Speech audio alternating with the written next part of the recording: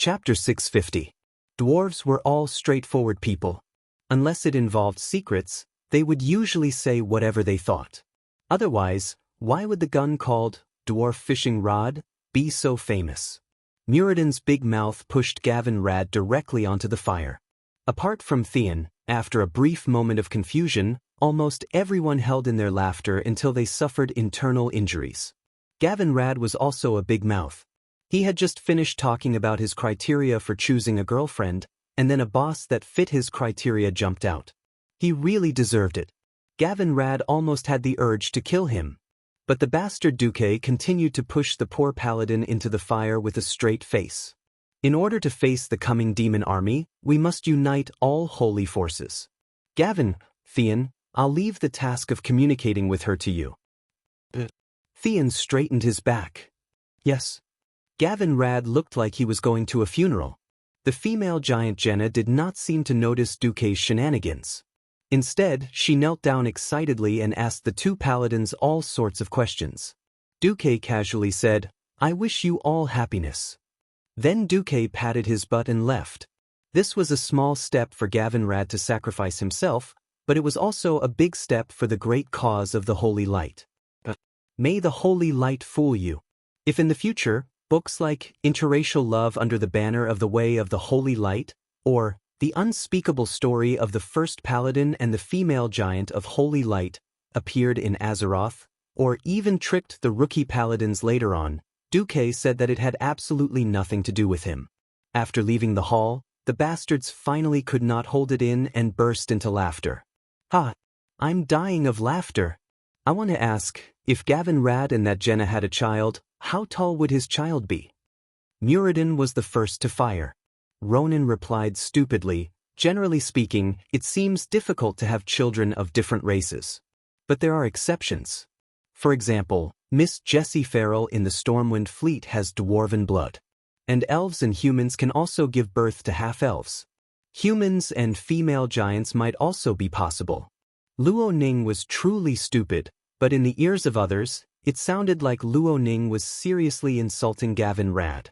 For some reason, the three Windrunner sisters blushed when they heard the word half-elf. Of course, except for Benedict, the Bishop of Holy Light, the focus of their discussion naturally fell on the immoral topic of how humans could have children with stone giants. Without two holy knights, the vanguard of the team was much weaker. But it was not important. After dealing with the succubus disguised as a maid, Karthika and his heroic army returned to the battlefield. Khadgar led more than 100 translucent Einherjars and fought against the ghostly guests who were wandering around the ballroom and on the way to the opera house. Duque breathed a sigh of relief.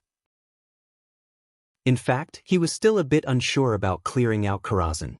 This was Azeroth in real life. It wasn't a game that simply ranked the strong and the weak. The people around him had all stepped into the realm of heroes. It could be said that apart from Luo Ning, who was still a sky mage, none of them were weak. On the other hand, their bodies could not be as strong and durable as in the game. Perhaps in the game, every powerful leader could withstand the attacks of hundreds of top players. Unfortunately, this was reality. After seeing Anduin and Orgrim injure each other so easily, Duque understood. Perhaps they had extraordinary reflexes and strength, and could use mysterious powers that transcended the mortal world, but deep down, they were still weak mortals. The priests in this world did not have any resurrection spells. The only one who could resurrect a person was Duque. Sighing, Duque and the others had arrived at the opera house in Karazhan. Wow! So beautiful! After this place is cleaned up, can we enjoy the opera here? Sasha shook Duque's arm excitedly. Duque laughed. Of course.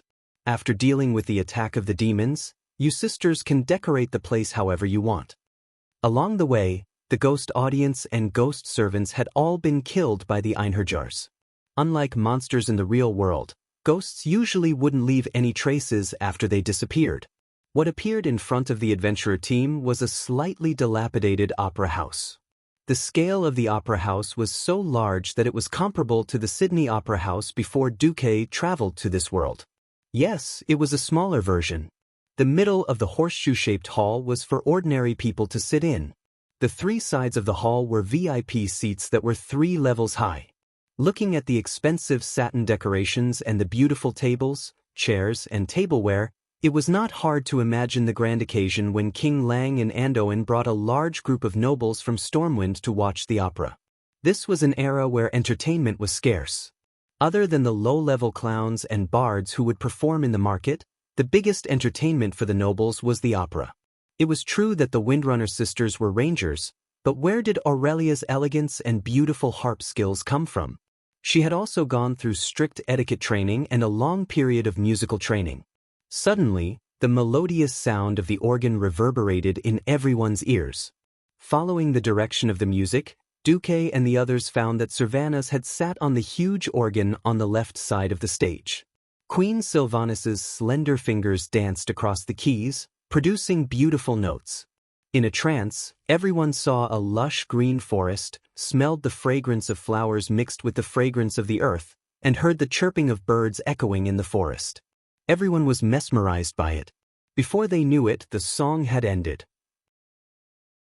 It was not just Duque and the others, even the Einherjars gave Sylvanas a warm applause.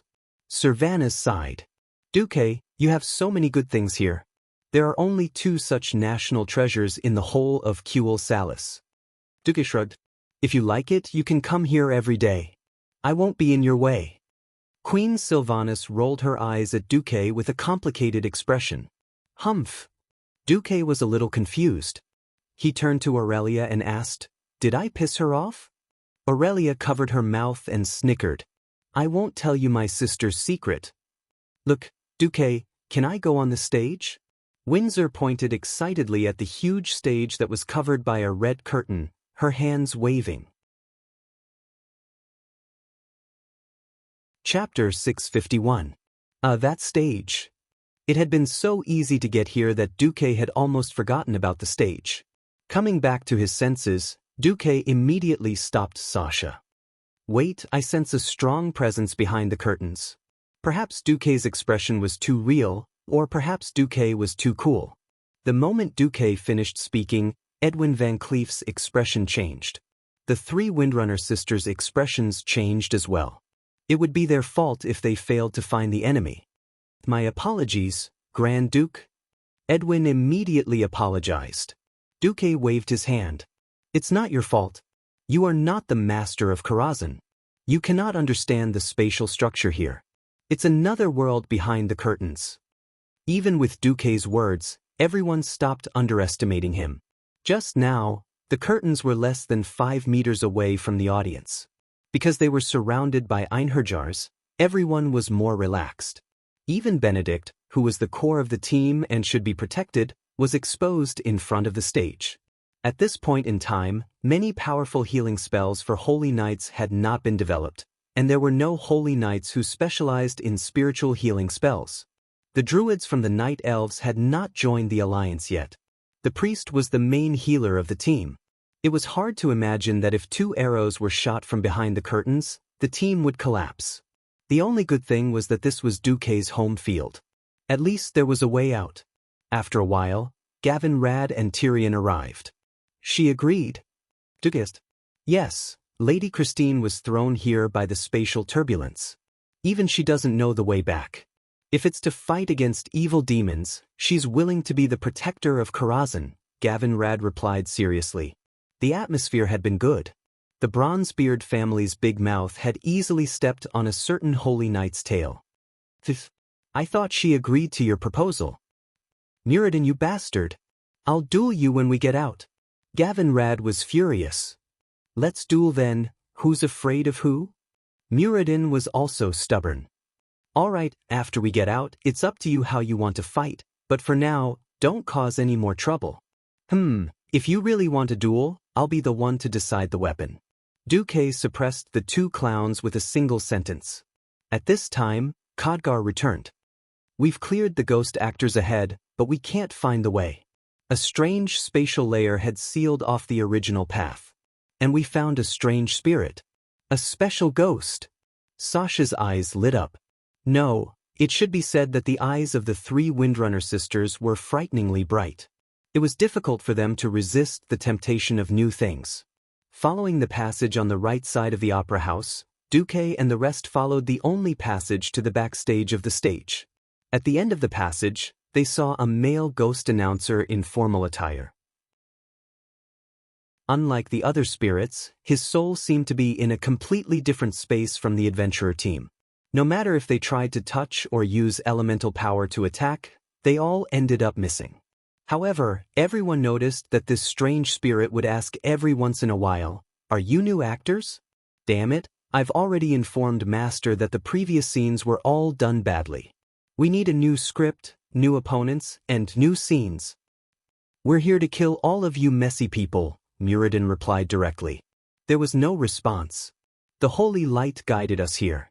We need to clear out the evil here," Benedict said. "How much do you need to tip to open the door next to you?" Edwin tried to solve the problem in a thief's way. "Duque, don't expect us sisters to seduce you," Sasha said. "Duque, the spirits." At this time, it was Sylvanas who stepped forward. She flipped her long blonde hair and put one hand on her waist. "We are the new actors. Let's start the next scene." Seeing Queen Sylvanas' performance, Duque silently gave her a thumbs up. Duque, who was familiar with the strategy of Karazhan, knew very well that this was the key to solving the mystery. Upon hearing Queen Sylvanas' words, the announcer, who seemed to be in a daze, suddenly became spirited. He pulled up his collar, and his formal coat instantly transformed into a luxurious black tuxedo as if water had been poured over it. "Please follow me." As soon as he said this, the door to the stage, which had been connected to the entire subspace, opened silently. Duque said, "Follow him and get ready for battle." The ghost announcer's steps were elegant and steady.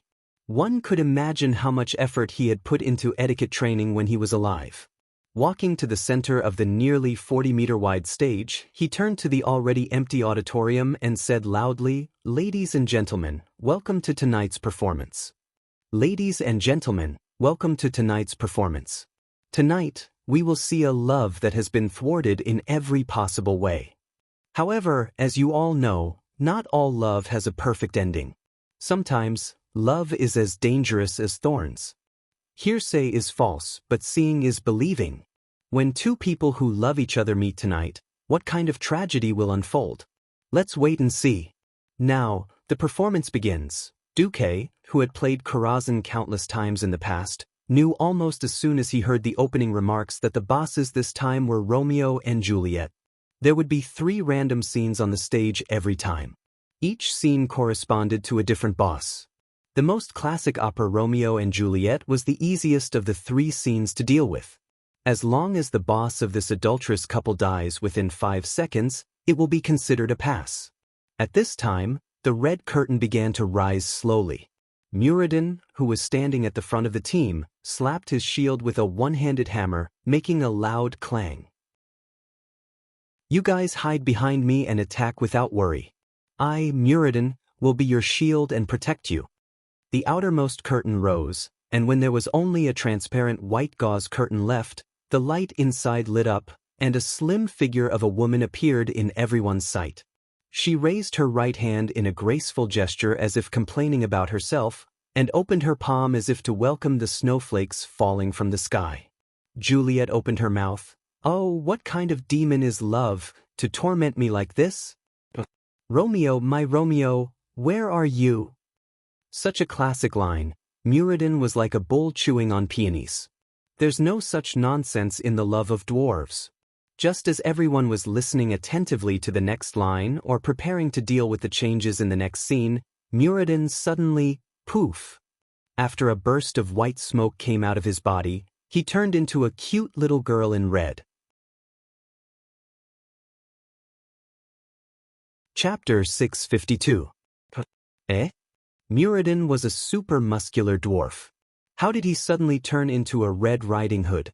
Muradin was not some cannon fodder. He was a royal dwarf. There were hundreds of thousands of bronze-bearded dwarves, and besides his brother, he was the best fighter. With deity's descent, all his stats would increase exponentially and all his resistances would multiply. When deity's descent was activated, he was the synonym of invincibility. In the great battle, Muradin had fought countless orcs.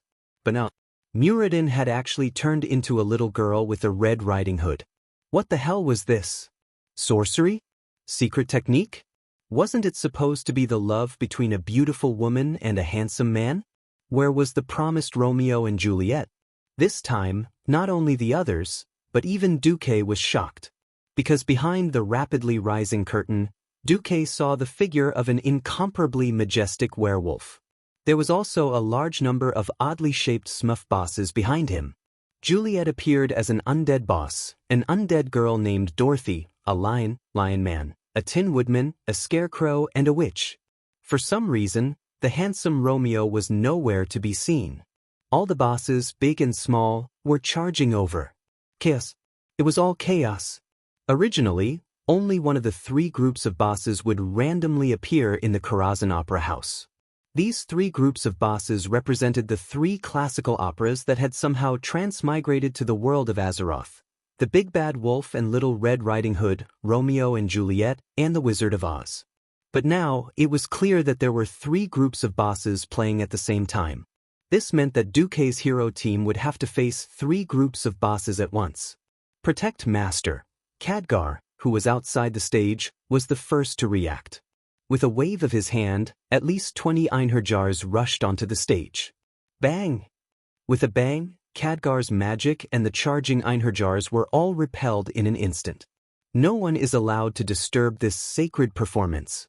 No one would have thought that the announcer would easily block the way of Duke's helpers. At this moment, the announcer was like a god. Master Duque?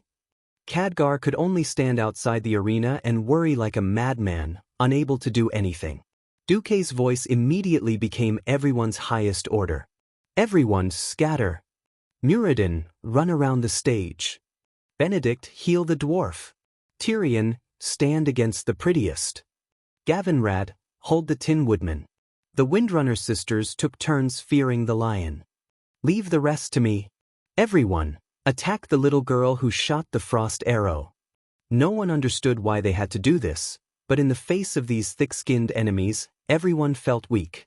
Duque's voice became the only thing they could rely on. Damn it, damn it, damn it. I swear I'll never steal my brother's wine again.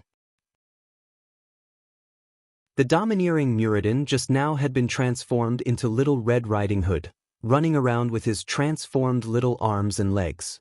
A huge werewolf chased after him, slashing at him. It hurts. The strange transformation spell turned Muradin's insanely hard and thick adamantine plate armor into mere decorations. He felt like a little girl with her hands tied, and in the face of the evil Big Bad Wolf's molestation, he could only scream and run away brainlessly. This feeling was so suffocating. So was Tyrion. He had killed countless orcs, be it male or female orc warriors. But when he smashed his hammer against Juliet's delicate human female face, he almost couldn't do it. The only good thing was that the holy light clearly told him that the woman in front of him was a ghost. Exorcism! Dazzling golden holy light suddenly exploded, attaching itself to the hammer and blasting at Juliet. Unexpectedly, as an undead, Juliet could also use holy light. And it was a healing spell? Holy light above. Could undead also use holy light to heal their companions? Tyrion almost bit off his tongue. The next moment, a chaotic arcane aura suddenly appeared, forcibly disrupting Juliet's healing spell. Tyrion turned his head slightly and caught a glimpse of Duque, who had just retracted his palm. Counter magic? When all the attackers concentrated their firepower on the seemingly weak girl, Dorothy, Duque was the busiest one. As soon as he interrupted Juliet's healing, the other side released no less than 10 flame blasts with Hand of Magic, forcibly turning the scarecrow into a human-shaped torch, blindly bumping around.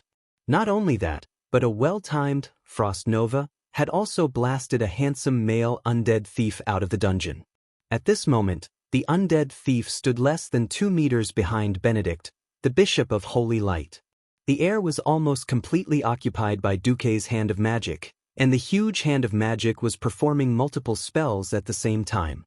Hundreds of flame blasts formed in the illusory arcane palm, each huge fireball enough to make one's heart palpitate. The 8 seconds of casting time, in the fierce melee, seemed to be over in the blink of an eye. However, when the sky full of fire crashed down, even the faces of Duke's own people instantly turned pale. Rumble! In his field of vision, huge fireballs whizzed past. In the first second, Dorothy was killed. In the second second, Dorothy's dog was also blasted to death. In the third second, the scarecrow fell with a crash, burned to ashes by the flames. In the fourth second, the lion was jointly taken down by the Windrunner sisters and Duke. In the fifth second, the Tin Man was smashed into pieces by at least 30 fireballs in one go. In the sixth second, the witch followed in the footsteps of the other characters in The Wizard of Oz. If it was the Duke of the past, he would never have been able to make 108 hand of magic cast flame blasts at the same time. Just the upper limit of his magic power was far from enough, but after advancing to Radiant Moon, the abundant magic power gave Duke an almost infinite ability to fire. But the crisis was not over, because Muradin had changed back, but this time, it was the Bishop of Holy Light who turned into Little Red Riding Hood. He did not react at all, nor did he realize that after turning into Little Red Riding Hood, he could almost double his movement speed. Protection blessing! On the other side, Gavin Rad reacted the fastest and immediately cast this divine skill to save the situation. The rich holy light turned into a solid shield, suddenly propped up around Benedict's body. The big bad wolf's huge claws scraped against the holy light shield, making an unpleasant sound like scratching glass. However, no matter how much the big bad wolf waved its claws wildly, releasing more than 30 claw attacks in a mere few seconds, the big bad wolf returned with nothing. We can win. Just as everyone in the team had the same thought, an extremely terrifying stench was released from the audience seats outside the stage. That was the aura of a great demon. Chapter 653. The division of the Eridar race had already happened more than 20,000 years ago. It was long enough for one race to evolve or degenerate into another. That was why the exiled Drenii and Manari, who were later known as demons, had different physical characteristics. The most obvious difference was that Drenii did not have wings. In front of them, the entire opera house and even all of Karazhan was shaking. If it was a normal person, they would not even be able to stand properly. Under everyone's shocked gazes, a portal that looked like a black hole suddenly opened in the ordinary auditorium of the opera house. Countless items and wooden benches that were more than 5 meters long were all sucked in. Not only the first floor, but also the curtains hanging on the huge pillars, the decorations on the balconies of the second and third floors, and the mess of tableware and wine utensils were all sucked into the air. This scene was like the end of the world. When the violent shaking stopped, a huge pure black portal with a diameter of at least 40 meters officially opened. The huge demon on the other side of the portal had not yet completely arrived in this world, but one could already hear his beastly roar. For the army! Forkil. When Duke heard this, his face darkened. Just from this slogan that he had heard countless times, he knew exactly which big demon had come, the wild boss Kazak who had tricked countless teams in the game. At this moment, if Duke still did not understand everything, then Duke was an idiot. He had been tricked. Ever since he had tricked Sargeras, the Burning Legion had long regarded him as a great enemy. The invasion of Karazhan this time was also a conspiracy that did not exist in the original history. First, he had a big demon touch the spatial barrier of the world of Azeroth, gently provoking the nerves of the dragon aspects. It sent a signal that said, "I may come to attack you, be prepared." Then, when Duque came to deal with the outside, he first had to deal with the inside, and the spy hidden in Karazhan made his move. Duque did not know who the demon was or where it was, but it must be in Karazhan. Otherwise, there was no way to explain why Kazak would come when he had brought a group of Alliance heroes to clean up Karazhan. Perfect timing, perfect conspiracy. In the end, as long as Duque and the others were all killed here, Karazhan would become another bridgehead for the Burning Legion to attack the world of Azeroth. Defending a dark portal that could be activated at any time had already exhausted the Alliance's energy. What about another Karazhan that could attack at any time? This horrifying scene was unimaginable.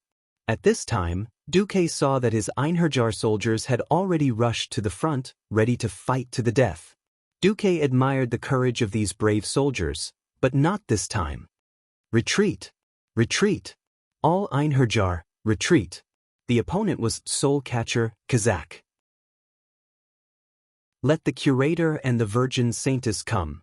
Soul Catcher was a name Duke made up. However, Kazakh had a skill called Soul Capture. If any person or monster was near Kazakh during the battle, Kazakh would immediately resurrect on the spot with Faith Spring, instantly restoring his HP to full. Back then, Duke had suffered the most because Kazakh had dropped a very important item.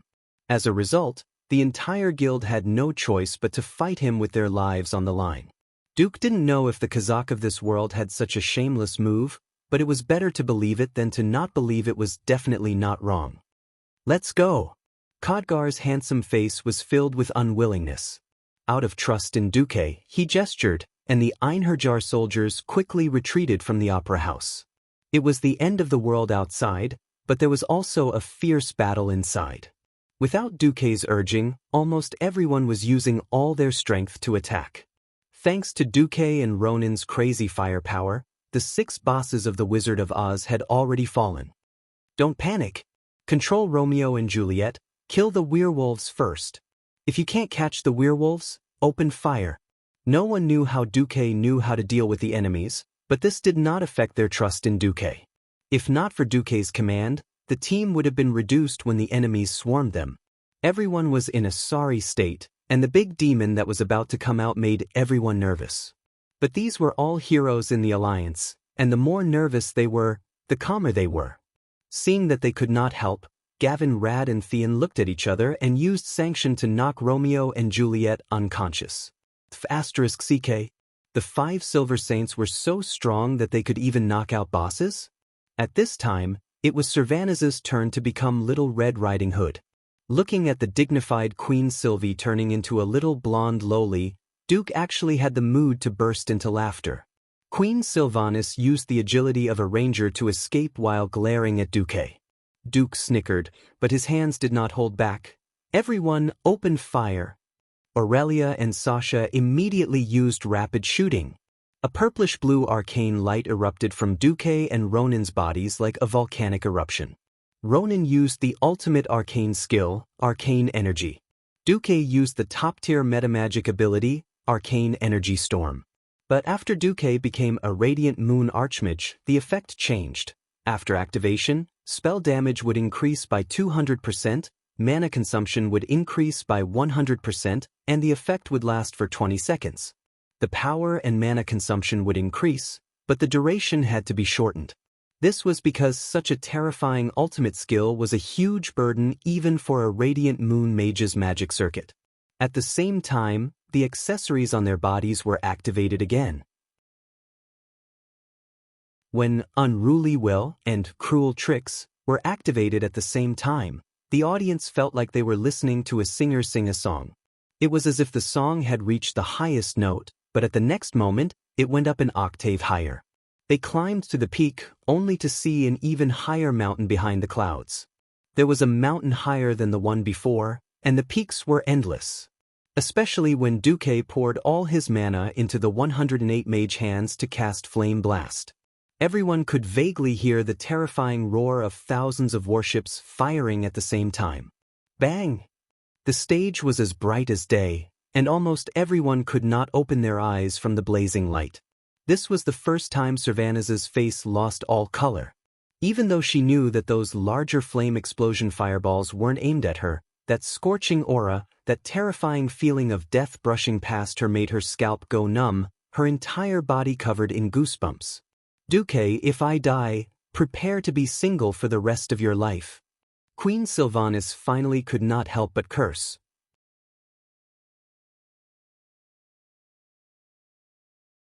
Chapter 654. History often said that Sylvanas was the most rebellious among the Windrunner sisters.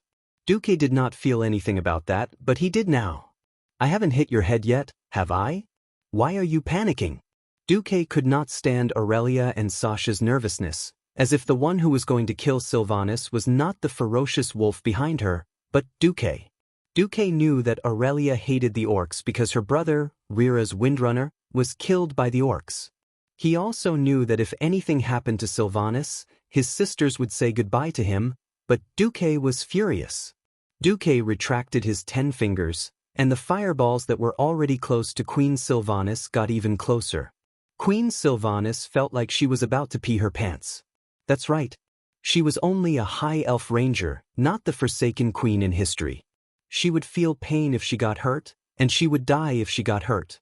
Originally, rangers relied on high agility and evasion to survive, but now she was a weak little Red Riding Hood who had nothing but her quick feet. Looking at the overwhelming fireball rain that covered the sky and covered the earth, there was no gap at all. Queen Sylvanas almost suspected that Duque was trying to kill her on purpose. Not just Queen Sylvanas, but the other 2 sisters were also so nervous that their hearts were in their throats. Time seemed to have frozen.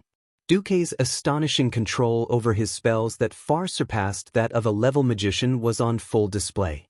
36 pyroblast fireballs shrunk the moment they touched little Red Riding Hood. They shrunk from the size of a water tank to the size of a fist, but that did not mean they were weaker. The fireballs that were as bright as the morning sun suddenly became brighter than the afternoon sun. These fireballs were like living creatures. They even dodged little Red Riding Hood's transformation into a tall and slender elven beauty, passing through her hair bun, ears, neck, armpits, and even her crotch at high speed. In the next moment, all of them landed on the big gray wolf behind Queen Sylvanas. There was no thunderous explosion, only a series of silent impacts. It was as if someone had smashed a heavy hammer into a large, berserk werewolf's body. Sylvanas looked back and saw the 36 fireballs combine into one and fiercely hit the big bad wolf's belly. Then, they suddenly shot up and hit the big bad wolf's chin. Finally, they made a circle in midair and landed on the big bad wolf's face. The lightning-fast fireball attack was too much for the eyes to take in. If it weren't for the Rangers' dynamic vision, they wouldn't even know what was happening. They would only think that an invisible giant had punched the big bad wolf with a gorgeous combination of punches. The 3 Windrunner sisters watched with their mouths agape as the big bad wolf was blasted into the air, where it suffered the combined attacks of the 108 hands of magic in Duque and Garanin. Each of Ronin's arcane missiles was as big as a basin. Every time Duque unleashed his arcana technique, he could feel the air around him tremble violently. The huge attacks converged on the huge werewolf, and in less than a tenth of a second, it was swallowed up.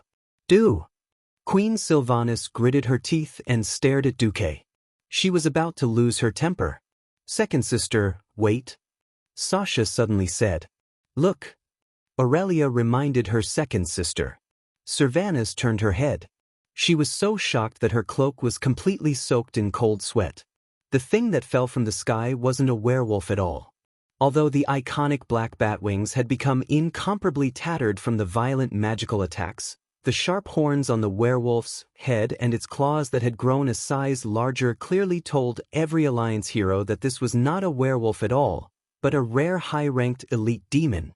That's right. If it wasn't for Duke's ultimate fireball bombardment, he wouldn't have been able to hit this mutated demon that was about to reveal its true intentions in the next second and attack Sylvanas, who was forced to transform by a secret technique. If it weren't for Duque, Queen Sylvanas, who had completely lost the ability to resist, would have been killed on the spot. Humph. Kissing, Romeo and Juliet, who were the only 2 left on the stage, suddenly made a sound of disdain. Under everyone's gaze, the skin on their faces started to crack, and they no longer had the aura of the undead. It was the aura of a true great demon. Looking at the 2 female demons that burst out of their smaller bodies and gradually grew larger. If there were dogs nearby, Duque might really want to kill them. Plump balls, beautiful waists, amazing curvature of the buttocks, and bikini attire. Just looking at these 2 demons, who were rare beauties in the eyes of humans, were mysteriously sexy. Unfortunately, they had goat horns that curled from their foreheads to the back of their heads. One of them was scarlet while the other was purple. They also had the same iconic pointed tail and goat legs that curved backwards. In addition, they clearly told Duke and the others their identity. They were the demon sisters that should have appeared in the Sunwell in the future, the Eridar twins, the two lieutenants of Cultivation. Almost as soon as they appeared, the pair of demon sisters gave the adventurer team a show of strength. They raised their hands and used Chaos Strike, causing Theon to lose his bearings and spin around on the spot. The other also waved her slender hand, and Gavin Rad was already bathed in flames, dancing in the flames. Rejoice! Lowly mortals, you will become the first victims of the Burning Legion's conquest of Azeroth. The purple-skinned one was Queen Saloras. Ha! Scream in pain, cry and howl, then die. The red-skinned one was naturally the high-grade warlock Elises that Duque was more familiar with. The heroes of Azeroth didn't know who they were, but they could sense that they were extraordinary from the aura of this pair of mysterious demons. Only Duque's heart was cold. The Eridar twins and Karzak? Cultivation was really generous. Perhaps this was one of the side effects of him changing history. In the days to come, there would definitely be more and more cases of people breaking in without permission. But there was no other way. This was like rowing a boat against the current. If they didn't want to experience the sorrow of helplessness and despair again and again, they had to be prepared every time. Since Azeroth didn't have the advanced technology and didn't have the power to travel countless light years to kill the Burning Legion that was hiding in some unknown corner, they could only obediently wait for the arrival of the true dawn. It wasn't Duque's personality to let others do whatever they wanted. Duque sneered and snapped his fingers. Demon, don't think too highly of yourself in my territory. Almost at the same time, a bright golden light suddenly descended from the void and blasted into the head of Karzak, who was about to climb into the opera house. The huge figure of the Saintess of Chastity appeared at the entrance of the opera house. At the same time, the wooden boards above the stage exploded, and a huge magically constructed giant fell with a loud bang. Curator, enter.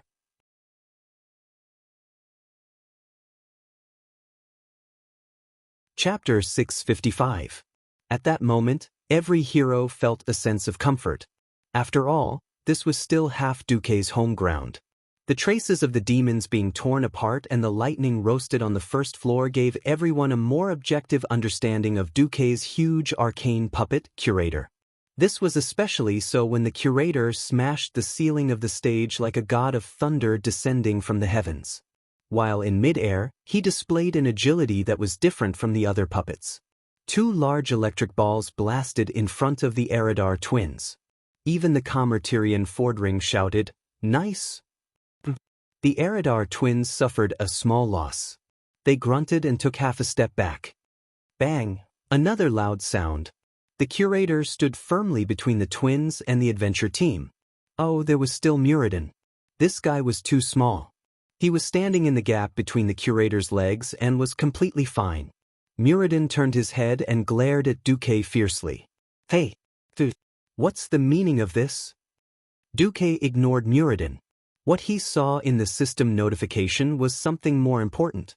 System notification. Your commander-level mechanical construct has attacked the Eridar Gemini's high-grade warlock Elises, projection, causing damage.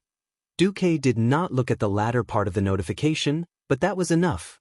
If it was the Eridar twins at their peak, even if Kazak did not appear, Duque would probably wet his pants in fear.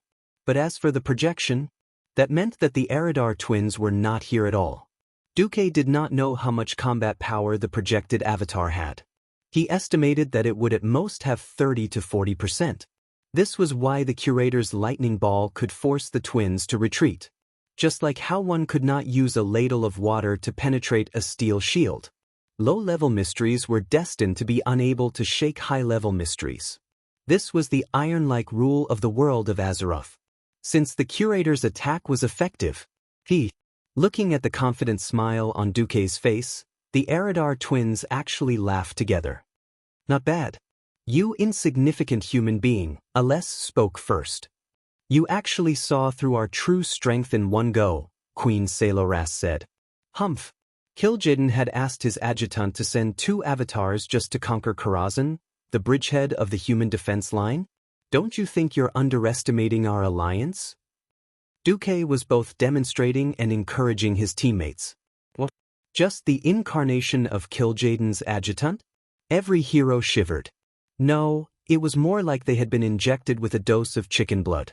It took courage to fight against a powerful enemy, and it took even more courage to launch a suicidal charge despite knowing that death was inevitable. Not everyone was called Wuther the Light Envoy. Compared to fighting to the death with the demons, everyone preferred this kind of counterattack. For the Alliance. Charge.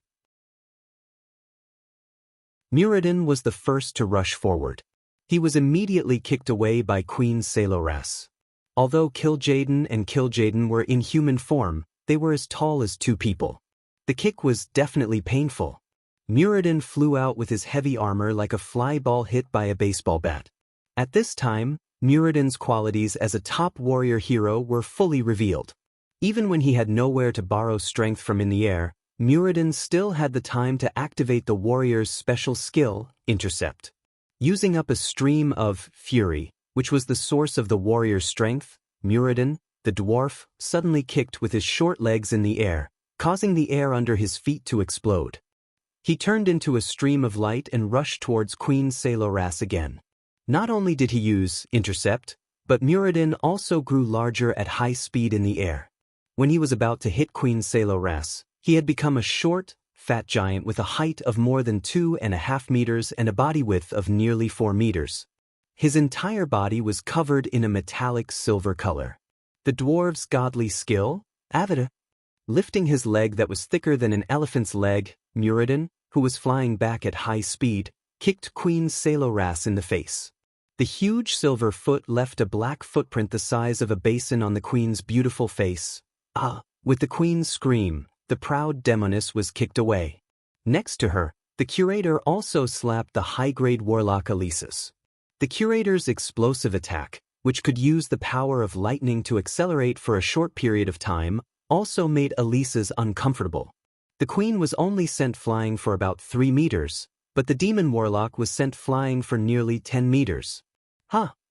Duque instinctively felt that something was wrong. Because he saw Alesis, who had been sent flying into the area belonging to the back door of Karazhan, take out a brazier, raise her hand, and ignite a handful of dust-like things. Not good. Curator, stop him. Under the synchronized control of the system elf, the curator showed his greatest agility. Unfortunately, he was still a step too late. Alesis had a sarcastic expression on her face. At this time, she actually still had the mood to recite Romeo's lines. Are you trying to provoke me? Then come on. Right? For these arrogant and intelligent demons, every resistance from insignificant humans was a challenge to their supreme status. If it weren't for the spatial barrier that the Titans of Creation had set up for Azeroth, the Burning Legion would have easily conquered this world through the portal. With the casting of this high-grade demon warlock, everyone in the adventure team could clearly feel that an ancient creature was awakened in the distance. Useless bug, let me show you my power. The iconic line made Duque's face sink even more. This guy was Karazhan's boss, Nightmare of the Night. Just as the curator controlled by the system elf reached Alesis, a huge bone dragon that was bigger than the curator and covered in dark flames suddenly broke through the thick wall and charged in from outside Karazhan. The two behemoths collided into each other without any fancy moves. Their wild battle quickly turned the backdoor area, which had already collapsed a lot, into ruins in the truest sense. On this side, Queen Saloras was at a disadvantage. Muradin in front of her was a damn rogue. After activating Avatar, not only did all his attributes skyrocket, but he also didn't suffer from negative statuses such as confusion and dizziness. His resistance to almost all elements was so high that it was outrageous, except for one attribute, Holy. Muradin was not invincible. He would still hurt and bleed when he was injured. But there were still 3 guys who believed in holy light behind him who were doing their best to heal him. Seeing that they couldn't stop Queen Saloras, the 2 paladins also temporarily became healers, injecting holy light into the big dwarf as if it was free. Queen Saloras was enraged and suddenly shouted, "Come out, Nethervoid Dragon!" A new portal suddenly opened in front of the Saintess of Chastity, who was about to rush to Kazak's portal, and an illusory blue dragon appeared.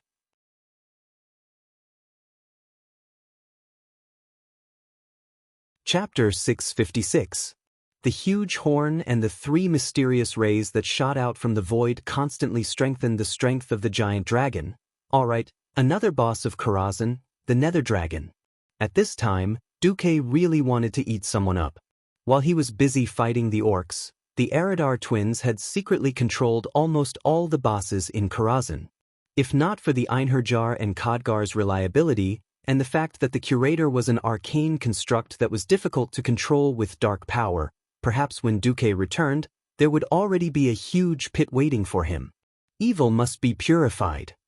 The Saintess of Chastity angrily raised her hand and a golden beam of light blasted towards the portal.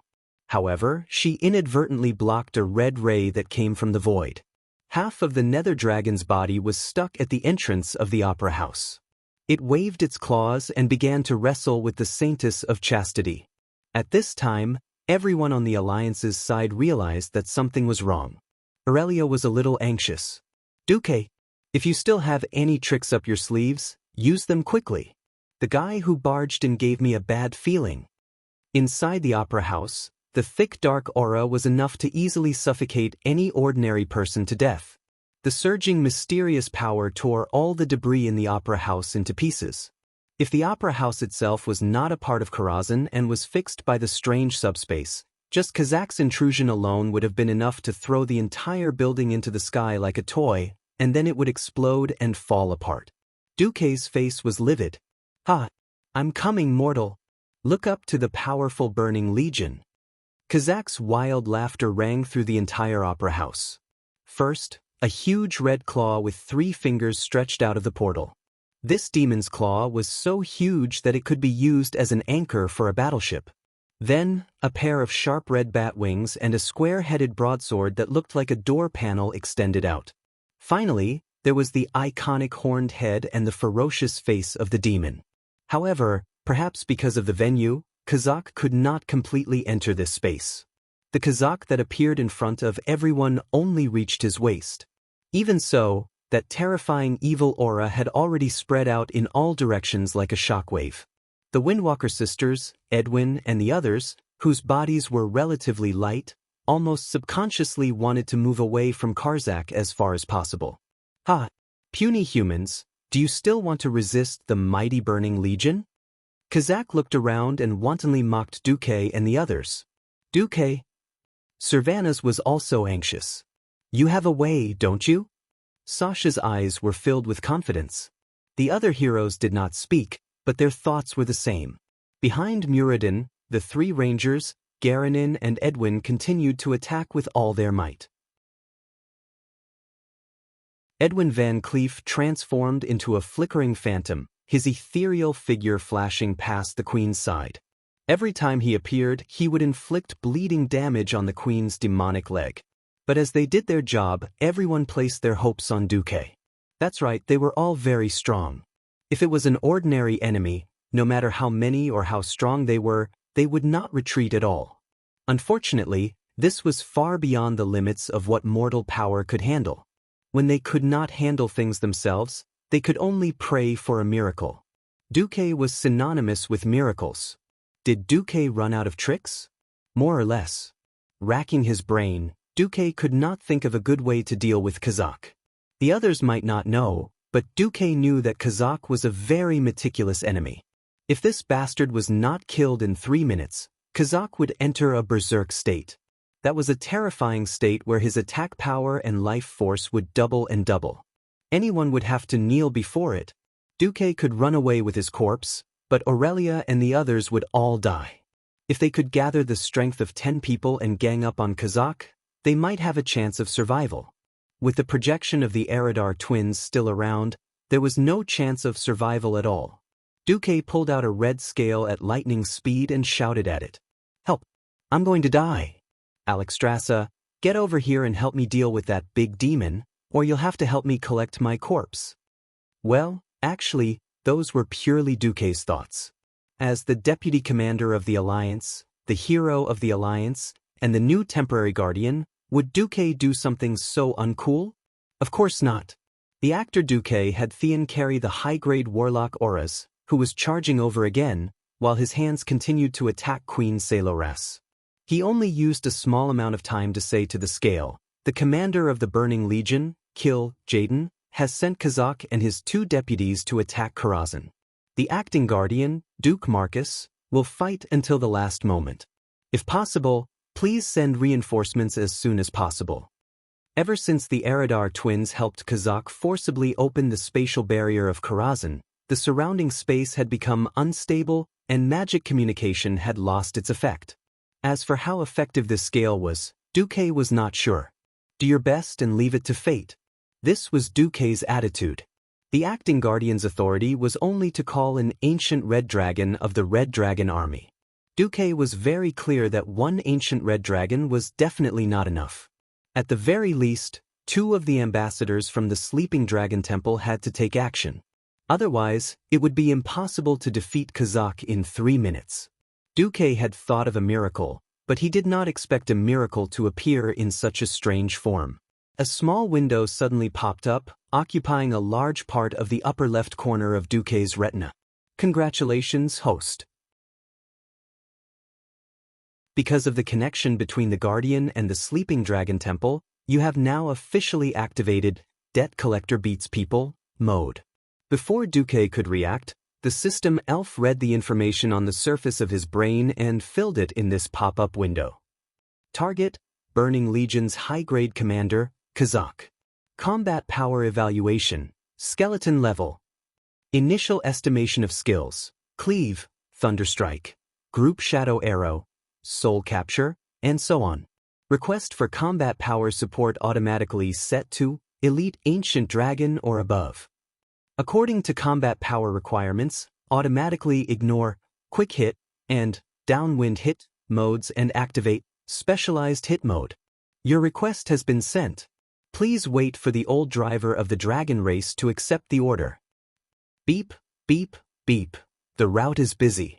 You can choose to add a tip so that the powerful dragon race will be more interested in your order. Duke almost spat out a mouthful of blood when he saw this. "You still want a tip? This is saving the world. You're actually asking me for a tip?" Duque rolled his eyes.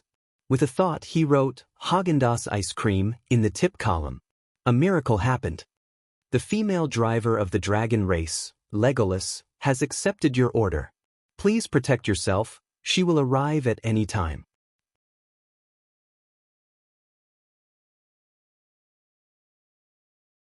Chapter 657. Dragon Tribe Driver Legolas? Who is that? Why does it sound so familiar?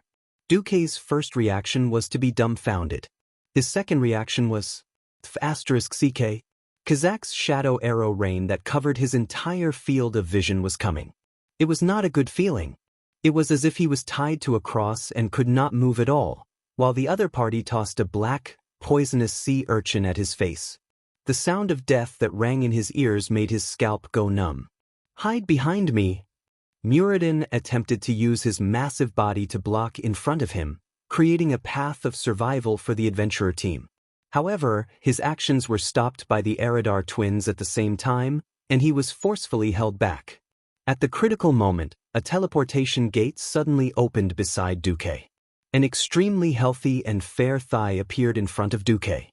Unlike the slender thighs of the Windrunner sisters, this thigh was thicker than an elf's due to the protruding buttocks at the base of this thigh.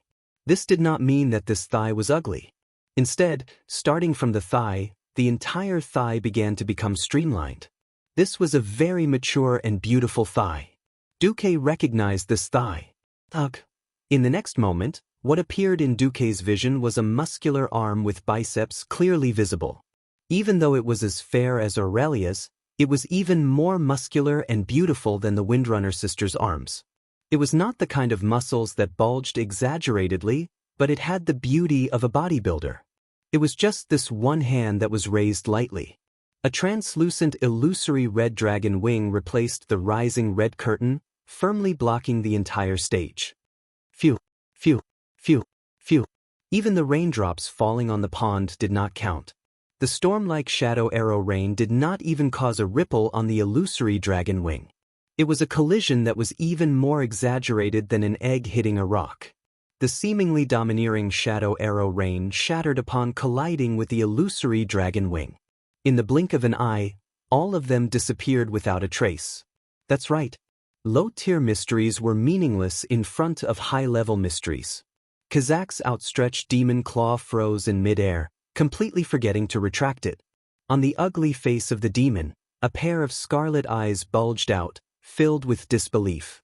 Kazak could faintly feel a terrifying power that completely surpassed him from that petite and almost negligible body. This woman who suddenly appeared, who is she? On the other side, the Aradar twins panicked and leaped back 3 times in a row. They widened the distance between them and Muradin. No, more accurately, they widened the distance between them and the red-haired woman who just came out. The heroes of the adventurer team also looked at the great god who had suddenly appeared in shock. Yo, I'm coming.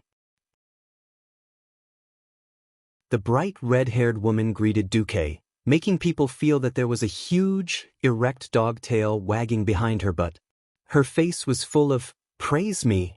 Hurry up and praise me" expression. Duque gulped. "Oh, Alexstrasza, why are you here? I remember that my temporary guardian authority can only reach up to the ancient dragons at most. Isn't the Red Dragon army the most particular about rules? But if the demon invading Azeroth is too strong, wouldn't it be natural to send in the dragon aspect?"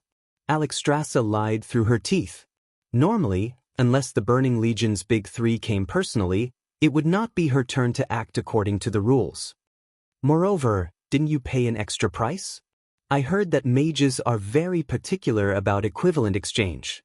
Actually, the Red Dragon army is similar. Huh? Extra price? At this moment, Duque was a little confused.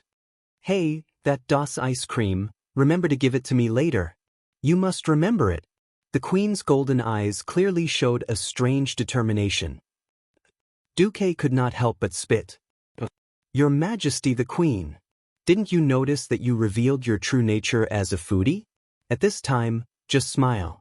Ha, ha, damn, using an ice cream to exchange for the Red Dragon Queen's help? What the hell? Even though the price Duque was about to pay was probably equivalent to a few dozen RMB before he transmigrated, the Queen did not hesitate at all. Ha! A soft, thunderous roar came from the flaming red lips. It was a sharp howl mixed with the power of a dragon. The deafening sound that should have pierced the eardrums of the mortals nearby was completely restrained by the Red Dragon Queen's extraordinary control. It was like a venomous snake's tongue, striking out like lightning. In the ears of the bystanders, it was just a slightly loud shout. But in that instant, the Aradar twins' incarnations were completely disintegrated into spiritual particles by the sound wave and dissipated in the wind. Unexpectedly, Romeo and Juliet, who were supposed to be bosses, did not disappear on the spot. Instead, they broke free from their possession and shouted their last lines. Romeo shouted, "You killed me, and you're so proud." Juliet said, "Good knife, this is your scabbard. Stab it and let me die." In the end, the two fell. The Duque was speechless. Spectators from 2 to 9 were speechless. On the other side, Kazak felt that something was wrong. Even at his peak, he might not be able to withstand Alexstrasza's attack. Furthermore, he only came with half of his body. Because of the spatial barrier, he only had half of his strength. The Aradar twins were just projections. Their deaths were not to be regretted. Even if they were killed by the Queen's sound wave, they would at most lose a few % of their souls. Kazak had come in person. At this moment, Kazak wanted to cry himself to death in the toilet. Ah! As he shouted, Kazak made his last struggle. The sword in his hand that was more than 10 meters long drew a cold arc in the air. He used all his strength to slash at the Red Dragon Queen in the middle of the stage. Disdain flowed out of her golden eyes. She walked forward casually, feeling completely defenseless. Her steps were so light that it seemed like she was going for a picnic. It was not like a warrior's footsteps at all. Kazak almost couldn't help but laugh. For the first time, he saw the light of victory. Yes, dragons were indeed powerful creatures. Their bodies were also top-notch. The Red Dragon Queen's almost limitless healing ability was also very overpowered. But so what? Kazakh laughed maniacally in his mind. Fool, how much strength can you use in your human form? I, Kazakh, will be taking the head of the life-giver Alexstrasza. Kazakh left this sentence in his mind and attacked with all his might. The sword, which was already faster than Immortal's dynamic vision, actually burst out with a short but powerful aura and exploded with a second acceleration. The sword cut through the void and slashed at the queen's neck. At this moment, Alexstrasza suddenly said, "My ice cream."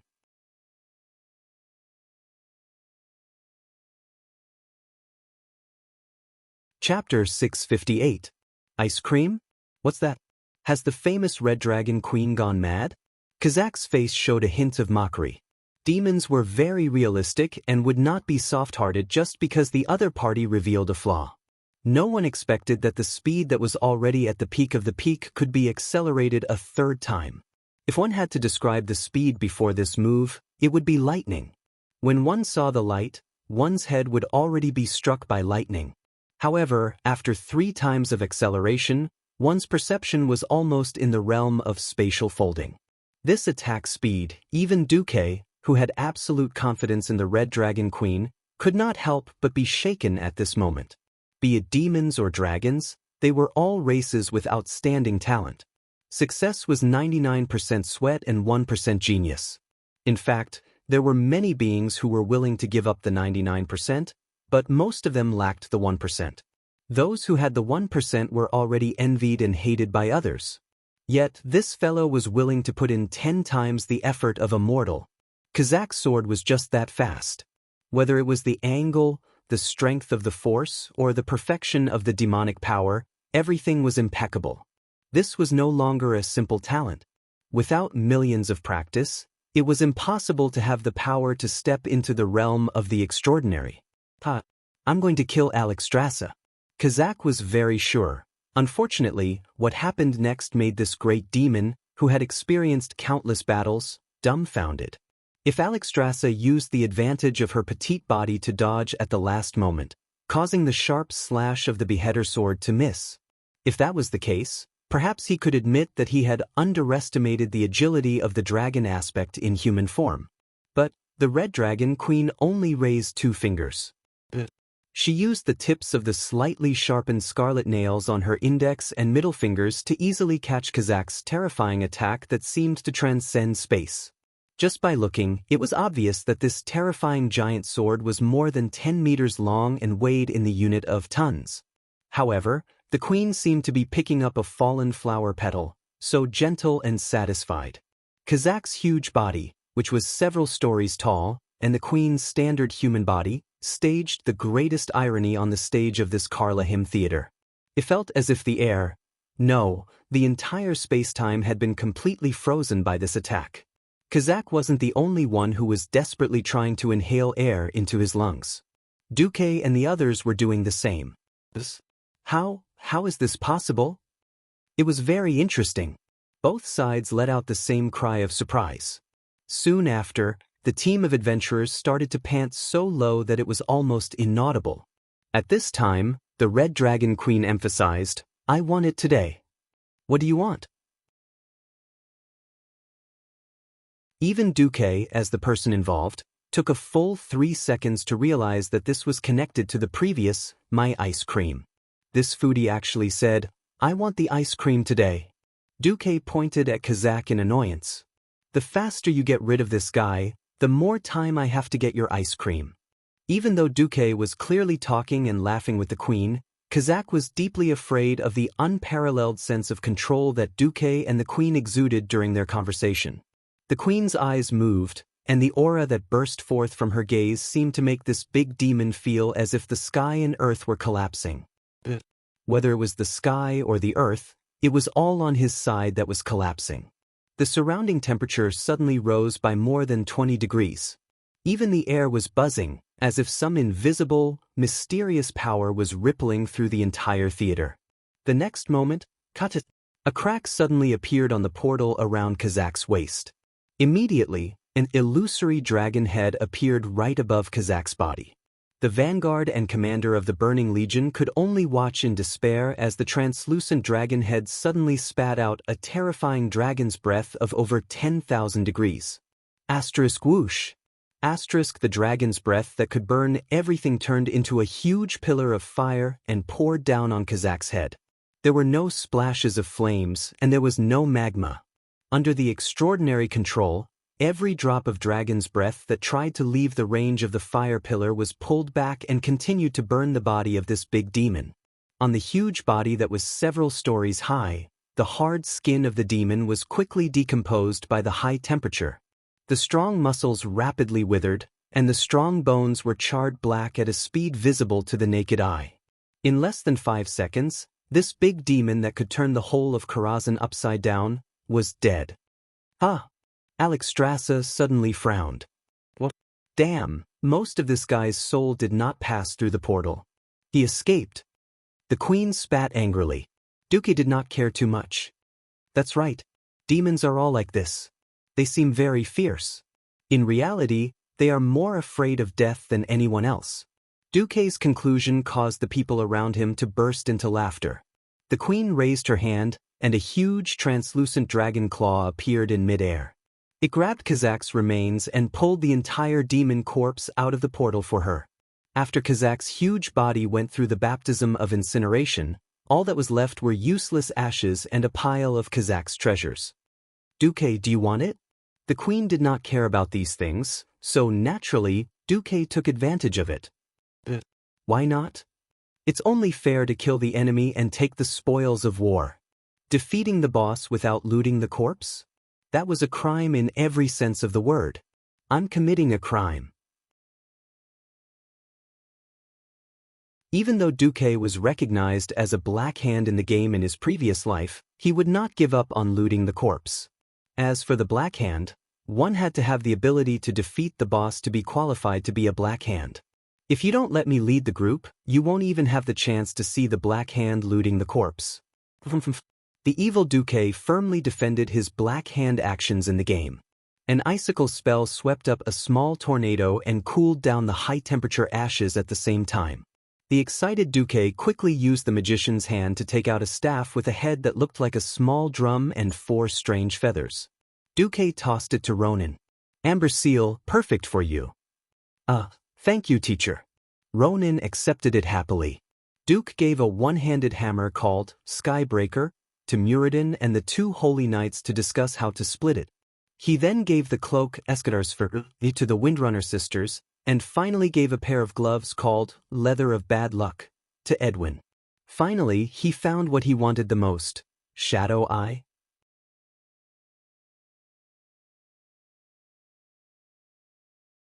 Chapter 659. Although the shadowy eye was theoretically something that Kazak would drop, theory was theory. Even his Karazhan had been ambushed by a demon. Perhaps Kazak's transport captain was so stupid that he didn't bring it with him? Seeing how Duque was so interested in this palm-sized, darkness-shrouded, and seemingly moving eyeball, if Duque wasn't a hero of the Alliance, standing at the forefront of the fight against evil, anyone would think that Duque was a sorcerer who had fallen into evil ways. Aurelia wanted to say something but stopped. For the sake of Duque's image, she didn't choose to ask on the spot. She even secretly pulled her 2 curious sisters aside. But while she could hold back, guys like Muradin couldn't. He opened his big mouth and said, "Hey, Duque, what do you want this thing for? I don't think it's good. Do you want a paladin to hammer it?" Gavin Rad was curious. He was sure that Duque must have an explanation. But Tyrion stepped forward without hesitation. Duque smiled. The shadowy eye is certainly not a good thing, but I want to remind everyone that in the future, there will be another thing called the Holy Eye appearing in this world. When they were combined, there would be a chance to obtain a blessing staff. This would be a great and noble staff. If you don't trust me, I can temporarily seal this shadowy eye in the Holy Light Church in Stormwind. The Holy Light will not betray your trust, Your Excellency. Benedictus smiled and nodded. When everyone heard this, they immediately felt relieved. Intentionally or unintentionally, Duque glanced past the Bishop of Stormwind, Benedictus. The blessing staff, the most sacred thing in a priest's heart. Even as the years passed and people changed, many priests still placed such a special epic staff in the corner of their warehouse. It was the best wish and memory of a generation of priests. But Duque knew Benedetta's background. The blessing staff was a sacred treasure, and Duque would not give it to this guy. On the other side, the battle between the two bosses continued. Duque had everyone help the Virgin Mary deal with the Void Nether Dragon, but he and the Red Dragon Queen didn't move. Duque, you're not going? Everyone was a little puzzled. Duque's smile gave people a sense of absolute confidence. I won't be going. If I or Her Majesty Alexstrasza takes action, it will be over in an instant. In the future, everyone might have to face all kinds of powerful enemies with strange abilities. This is a rare opportunity to train. Everyone, please use your wisdom and courage to deal with this Nether Void Dragon. Yes, please replace Ms. Christine first. With her help, it's meaningless. What was being pretentious? This was what it meant to be cool. There was nothing more to say about the boss's demeanor of not needing him to do anything for such a small matter. It didn't feel like Duque was a young man at all. Instead, it felt like he was on the same level as the Red Dragon Queen. As the guardian of Azeroth, he had protected this world for thousands of years. He was the kind of powerful existence that could suppress all gods and demons with a wave of his hand. He was cool for 3 seconds. When Aurelia asked, Duque, what are you going to do now? Duque had a strange expression. I need to discuss the importance of morale with Her Majesty.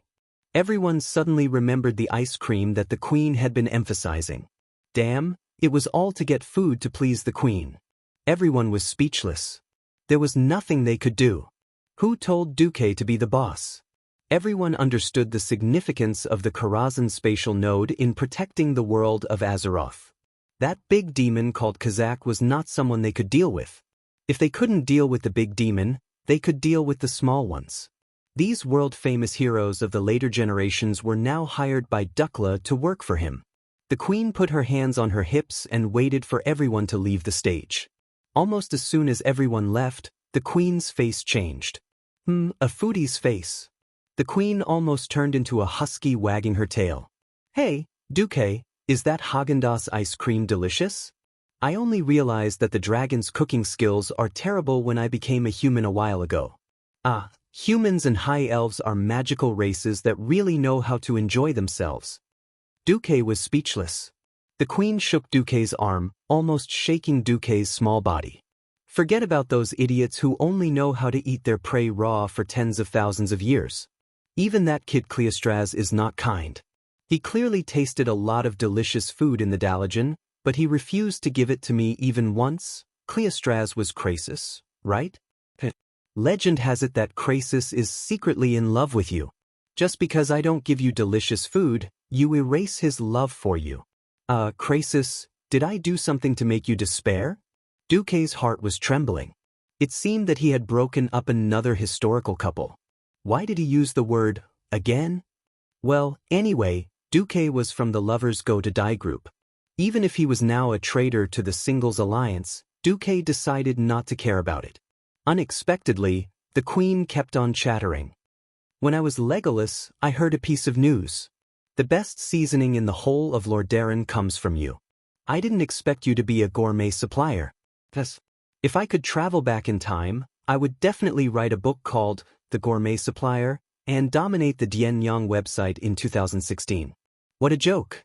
Only Duque himself knew that it was not that his cooking skills were good enough, but that the food and seasoning methods in this world were too lousy. Even the white bread that was considered superior by the world was worlds apart from the bread that was fermented with yeast, bulking agents, and additives before Duque traveled through time.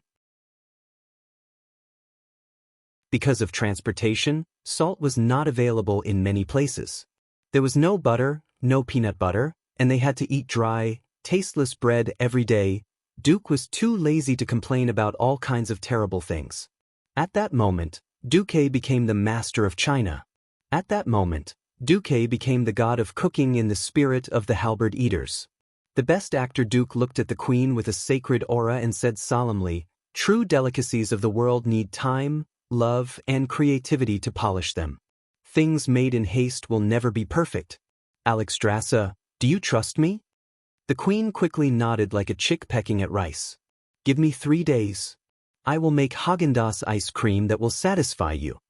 Duque mourned in his heart. Sorry, Häagen-Dazs, Duque, may ruin your brand.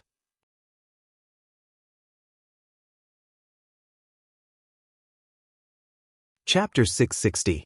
Logically speaking, there was a reason for everything's success. So big that humans dominated the earth. So small that the success of Häagen-Dazs ice cream.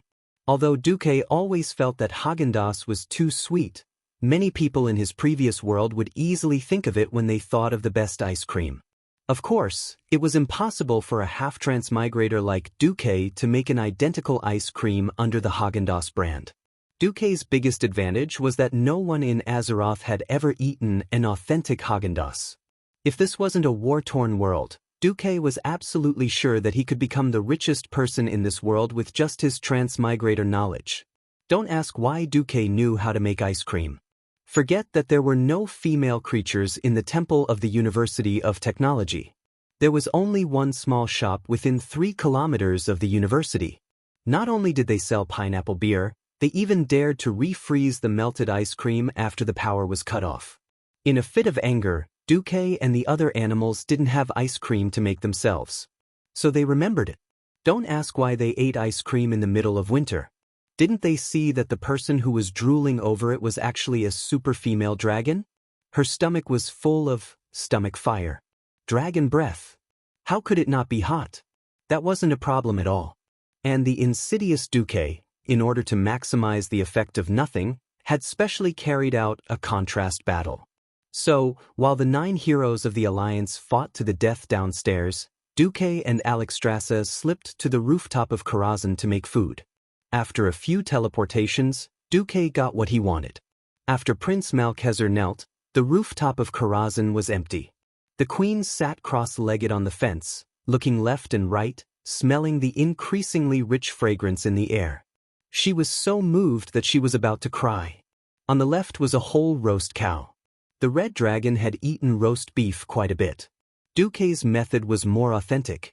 After removing the internal organs and peeling off the skin, Duque used hands of magic to fix the cow's body on a special iron frame and then put various spices into the cow's body. Well, ever since he made mustard, Duque had invested at least 100,000 gold coins in seasoning. He didn't have cumin anymore, but he still found a lot of similar things. He spread the seasoning paste evenly over the cow's body and used only a dozen hands of magic to carry the iron frame to a special pit for roasting the cow. The pit that was specially made for roasting the whole cow looked like a tin can. It was built with bricks and was about 4 meters long, 2 meters wide, and 2 meters deep. The cow was placed in the pit, and at the bottom of the pit was a blazing charcoal fire. As long as the beef was roasted over a charcoal fire for a few hours, the color of the beef would slowly turn golden. The golden color signified a bountiful harvest, which meant that the whole beef was cooked. Duque had asked Alexstrasza if she could wait. The queen said, "It's fine. I have plenty of time." For a dragon that had lived for more than 20,000 years, what she lacked most wasn't time, but new things. Duque suddenly realized that the gadgets he brought from Earth that couldn't be found in this world could be very attractive to these guys who had almost infinite lives. The food supplier, Duque, went back to work. Since it was fake Häagen-Dazs ice cream, simple ice cream couldn't satisfy the queen, or to be more precise, Duque's appetite. What Duque was going to make was red bean ice cream. He asked the system elf to pick out the impurities in the red beans with hands of magic and rinse the pebbles. Soak the red beans in cold water for 1 hour, add water, and cook the red beans using the method of boiling the water 3 times and braising 3 times, boil the water 3 times, then turn off the heat and simmer for half an hour, repeat 3 times. At the same time, he broke the eggs into a small basin. He couldn't find a beater in a hurry, but it wasn't a problem for Duque. He simply rotated the hands of magic in the basin at a high speed. When the color became slightly lighter, it was a success. While beating the eggs, Duque slowly added milk and sugar and stirred. Duke and Alexstrasza slowly heated it up with a low flame, chatting about trivial matters as they heated and stirred the semi-finished products. When the pot was boiling, Duke added cornflour. Unfortunately, there was no cornstarch in this world. Duke really didn't know how to make it, so he could only replace it with ground cornflour. However, it wouldn't be a problem to fool people, no, dragons. He added the cornflour and stirred it until it was uniform. He heated it again. This time, it was more viscous. He heated it slowly with a low fire and put it into a container. Usually, what followed was a long cool down. Normally, it would take about 4 to 5 hours to freeze. Unfortunately, when Duque saw this dragon queen, who was obviously a glutton, gulping down her saliva every minute, Duque resigned himself to his fate and used magic to improve it. The great radiant moon mage Duque used his unparalleled control of magic to speed up the cooling of the ice cream as much as possible without damaging its quality. It was the same with the roast beef. About half an hour later, when the roast beef and the ice cream were almost done at the same time, Muradin and the other 8 arrived on the roof under Khadgar's lead. Those 2 monsters aren't bad. We've learned something new. Muradin's loud voice reached them before he even reached the roof. Oh, my rock ancestor! What is this fragrance? Then, everyone heard a sweet female voice. Hey, Duque, give it to me. Can you give it to me? I beg you, hurry up and give it to me. I can't take it anymore. Any man who heard that sorrowful voice would feel their bones go numb. If it had been anywhere else, Aurelia might have been annoyed. Unfortunately, after smelling that rich fragrance, the Windrunner sisters had fallen. The group of fellows charged forward at the speed of a charge. No, that bastard Muradin used the warrior's charge skill. It's all mine. What did dwarves love the most? Delicious food and good wine. Not just that bastard Muradin, even the other heroes who had experienced a tough battle were tempted by the situation before them. Although no one was injured, they had expended a lot of stamina and energy. What could be more surprising than a delicious roast beef and mysterious ice cream after a victory? The group first pounced on the golden roast beef. Then, when they realized that the great red dragon queen was eating the roast beef without a care in the world, she scooped up a spoonful of ice cream. Everyone's expression changed. That's right, roast meat with ice cream was a bit ridiculous, but these country bumpkins in the food desert of Azeroth had never seen it before.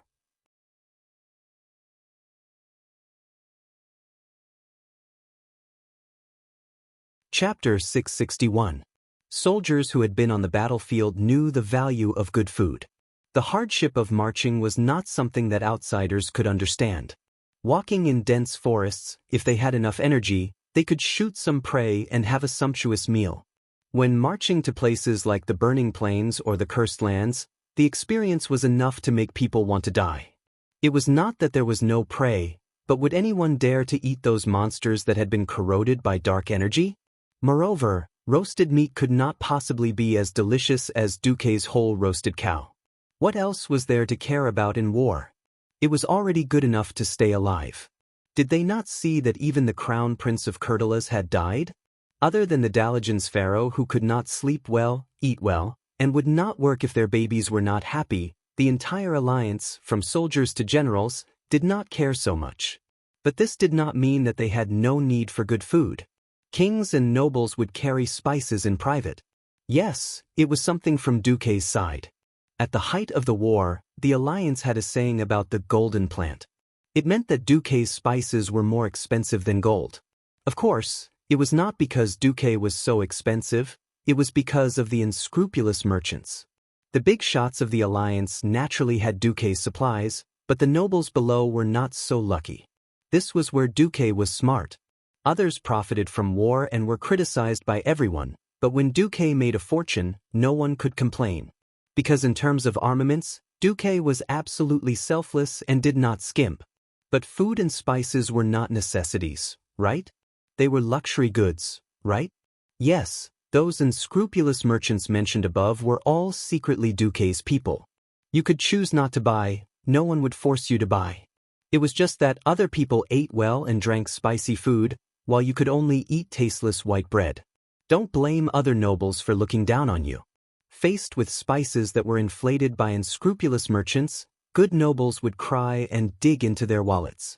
After fighting a big war against the beastmen, the nobles' wallets had shrunk, except for Duque. As for how much money Duque had, he did not know. After 10 million, Duque stopped counting. All right, I'll set a small goal. Before Nazul arrives, I'll earn 100 million from him first. At this time, because Karazhan had isolated part of the space, there was no cold wind blowing in, so it became a very pleasant thing. The group of heroes ate barbecued meat, drank wine, and looked at the beauties eating ice cream in the middle of the ice and snow. Actually, Duque's ice cream wasn't that amazing. According to his standards, it was about 60% of the original version. The fragrance of the milk was enough, and the taste of the red beans was also not bad. The white sugar added was not refined enough, but it was still passable. The biggest difference was the smoothness of the ice cream. The enjoyment of top-notch ice cream wasn't something that Duque's imitation could compare to. However, the ladies didn't know. They only knew that the snow that they had seen a lot of could also become a delicacy after being condensed. One by one, the top beauties in Azeroth stretched out their soft lilac tongues and licked the ice cream without being taught. The scene was really pleasing to the eye. Accompanied by the white, half-melted ice cream, the seductive little tongue faintly swam between their bright red lips. Because even Alexstras's human form was based on the template of the High Elves, everyone saw the 4 elven beauties squinting their long and charming phoenix eyes, stretching their eyebrows that were longer than humans, and enjoying the delicacy.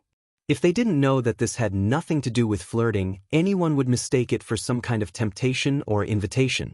The men weren't too interested in ice cream. They recognized it as a delicacy, but they were more interested in the roast beef. Muradin and the 2 paladins were eating meat and drinking wine, while Benedictus chatted with Theon from time to time. Edwin and Ronan were both Duque's subordinates, and the 2 tactfully went to the side to chat. Only Duque, the 3 Windrunner sisters, and the Red Dragon Queen were left together. Duque didn't have that many scruples. One was the golden thigh of the dragons that he had to maintain a good relationship with, 2 were his own women, and Servana's, who was both his sister-in-law and sister-in-law. Duque didn't mind. Unlike the foodie Alexstrasza, Aurelia seemed to be a bit upset that Duque didn't bring out such delicious food earlier. When it came to food, Aurelia gave in to the queen, but her words made the queen choke. "It's fine, your majesty, more? I'm by Duque's side anyway. When we sisters want it, Duque can make it for us." The queen's eyes were plaintive. Sasha, on the other hand, didn't pay any attention. Seeing Duque looking at her, Sasha returned a slightly seductive look. She glanced at Duque in a seemingly calm but flirtatious manner, then gently licked the ice cream on her seductive red lips. She narrowed her eyes slightly and began to concentrate on melting the ice cream in her mouth bit by bit. Servana's was extremely conflicted. She looked at Duque, who was both her brother-in-law and her brother-in-law. He wasn't particularly good at fighting, but every time he did something earth-shattering. At the age of 17, he led the entire alliance and won one great battle after another. Not long after he killed Nesario, he came to borrow the Red Dragon Queen's hand to kill a greater demon. If she really wanted to choose a man who was not inferior to Duque, she really couldn't find one. However, as the most rebellious of the Windrunner sisters, Servana's was disdainful of her 3rd sister's private proposal to get close to Duque. "I'd rather be single than make do. This ha-something rude ice cream is really delicious." On the other side, the queen had already turned her resentment into appetite. Or perhaps, her taste buds had already been destroyed by the terrible taste of raw meat and tasteless barbecue for 10,000 years. She was already overjoyed when she sneaked into Rotterdam last time. Now that she was eating this delicious food, she was so happy that she cried. "Ooh, it's so delicious. I've lived for more than 20,000 years, and this is the first time I've eaten something so delicious." Woo-woo. The queen had actually learned the master-level ice cream eating godly skill. It wasn't just her exquisite ice cream eating skills, but also the intoxicated expression on her face as if she was about to orgasm. It gave Duque a strange sense of comfort. Perhaps every chef hoped that their customers could truly enjoy the fruits of their labor. This wasn't some kind of acting. Duque had once seen a set of Spirit of Drugs, oh no, Spirit of Halberd Eating, manga. The women in it would feel numb all over when they ate something delicious. At that time, Duque thought it was exaggerated. He didn't think that he would actually see it in real life now. This wasn't acting. The intoxicated expression of the beauties in front of him was the truest reflection of their feelings. Suddenly, a system notification appeared. Congratulations, host. Your reputation in the Dragon Slumber Shrine is now worship. Ah.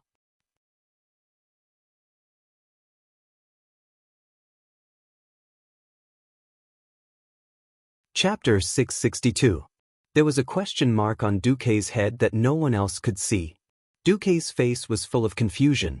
In the game, players had to spend a lot of time to earn a reputation for any force. Regardless of whether it was convenient or not, at least a lot of time had to be invested. Comparisons were odious indeed. If his friends back on Earth knew that he had bribed Alexstrasza with a box of ice cream and a whole roast cow, who knew if they would curse at him, there was actually a premise for this, and that was that Duque had personally rescued Alexstrasza from Nisario's plot and assisted the 4 Dragon Kings in killing Nisario.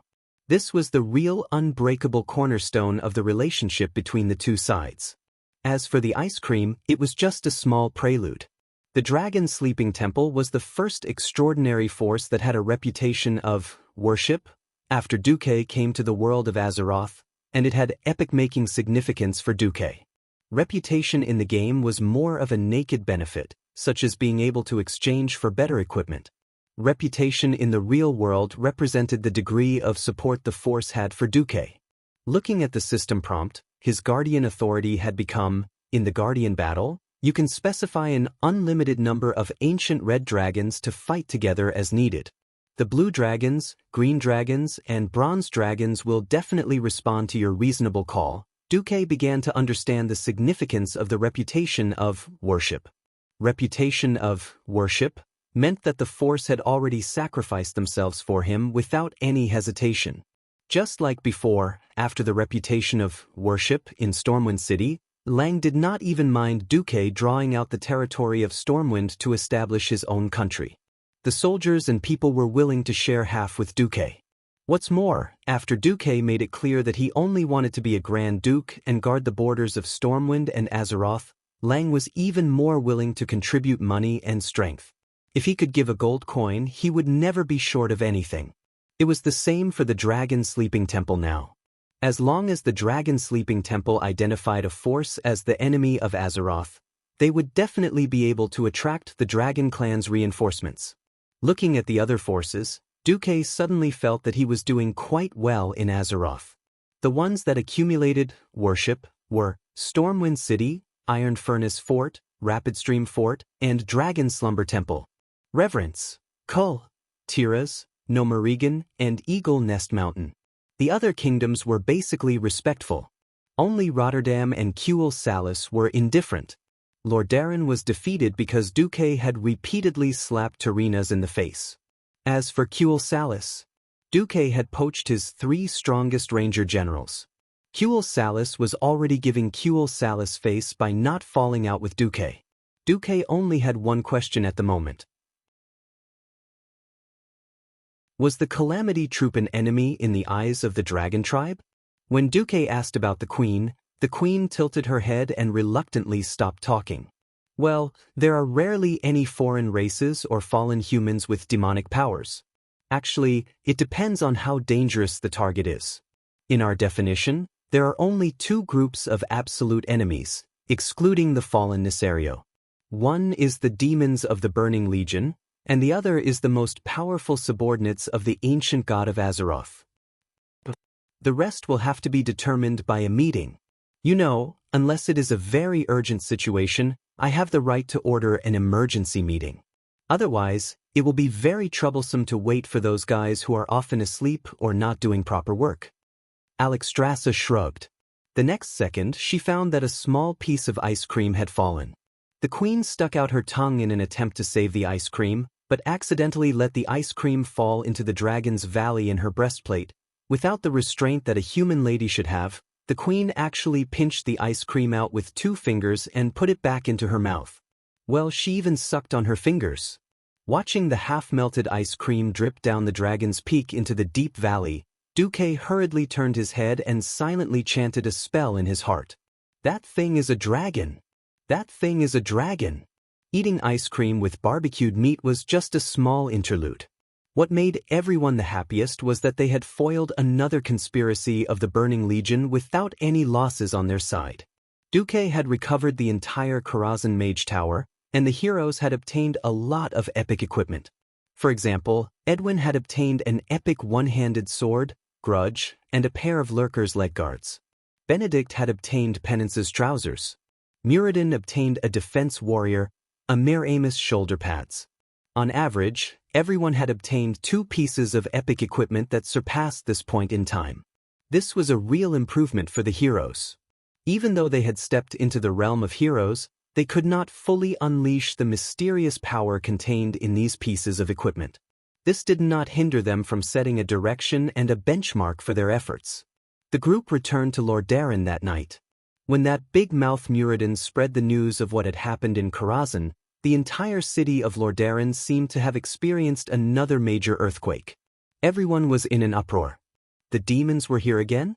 So soon? It wasn't that long ago that Sargeras had corrupted and controlled the previous guardian, Medivh. Suddenly, there was another conspiracy against Azeroth? Some of the Ostrich faction had wanted to deny that this was an invasion, thinking that it was a false conspiracy fabricated by Duque. Unfortunately, there were not many people who went to Karazhan this time, but the entire upper echelons of the Alliance were well represented. Apart from the people of Stormwind, there were also heroes from various fields. Magni naturally believed in his younger brother, Muradin. Benedict also represented the Church of Holy Light. Tyrion Fordring's character and his identity as one of the 5 Silver Saints were naturally recognized by the people of Lordaeron and the Paladins. For a moment, Duque was once again pushed to the top of the waves. Compared to the previous time when he had assisted the 4 dragon aspects in killing Nisario, killing the commander of the Burning Legion did not seem to stimulate the people's senses. Only the upper echelons of the Alliance knew the significance of Duque's actions. Just as King Lang was preparing to hold another celebratory dinner for Duque, a piece of news made the warm atmosphere in the entire city of Lordaeron disappear without a trace. Wuther came to the state guest house in Stormwind. After seeing Duque Lang and Anduin, he immediately said, "The Archbishop of the Holy Light, His Excellency Alonso's Fail, is critically ill. Before he dies, he wishes to see the 3 of you, especially His Excellency Marcus." Duque and Lang were stunned. They froze in their chairs. Anduin, who had the best relationship with Alonso's, stood up in an instant and clenched his fists. This man, who had experienced the pain of the subjugation of his country and the death of his comrades in battle, and who had been fighting on the front lines against the tribes from the beginning to the end, cried openly for the first time. Tears uncontrollably rolled down his determined and masculine face. When did this happen? Why didn't we receive any news at all?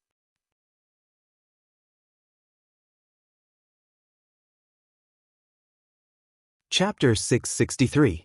Holy Light Cathedral of Lordaeron. When the orcs invaded the city, the cathedral was lucky enough to escape the flames of war. When the Deathwing almost destroyed the palace, the Holy Light still protected the cathedral. People often said that the glory of the Holy Light would allow the cathedral and the Church of Holy Light to avoid disaster. This time, it seemed that the Church of Holy Light had used up all of its resources. Outside the pure white cathedral, every member of the clergy was in a hurry, and their faces were filled with sorrow. Even the white outer tower of the cathedral seemed to be covered in a layer of shadow. After a few major incidents, almost all the other countries of the Alliance wanted to see the people of Lordaeron suffer. Alonso's Fail was not one of them. He was different from Terina's, who looked righteous on the surface, but was actually a hypocrite who kept scheming for the benefit of his country. Alonso's was a true and selfless saint. A long time ago in the Dalagen, A Lordaeron missionary threw a copper coin into the fountain and made a wish. I hope that one day I can spread the way of the holy light to the people and teach them the meaning of the three great virtues. Before the orcs invaded, Alonso's had been doing this. He preached throughout the entire Eastern Kingdom, spreading the light of hope to the 7 human kingdoms. In every country, in every city, he built a church of holy light, spreading the virtues, calling on people to take care of orphans who had lost their parents, calling on every sinner, and trying to pull everyone onto the path of good. When the War of the Dark Portal started, he was the first to call on all the countries to accept the refugees from Stormwind. He was also the one who mobilized the entire Church of Holy Light to continue supporting the front line during the fiercest times of the war. He was the one who comforted the people and gave them confidence and courage. And after the war, he was also the first to stand up and call on the wealthy families and nobles who had surplus funds to donate to the restoration of the Stormwind Kingdom and the Stormguard Kingdom that had been destroyed in the war. In order to fight against evil, he ran around and gave speeches. In order to promote justice, he created the great profession of Paladin. In order to revive the human race, he worked hard for the revival of the other countries without rest. He was a truly noble person. If Tarina's shamed the people of Lordaeron, then Alonso's was the key to making the people of Lordaeron great again. The kings of the Alliance could ignore Tarina's, but Alonso's was a truly kind and noble old man, so the kings would always give him their utmost support. But now, without any warning, Alonso's had collapsed. At this time, almost all the kings who were still in Rotterdam gathered in the cathedral. The kings who had already left immediately returned.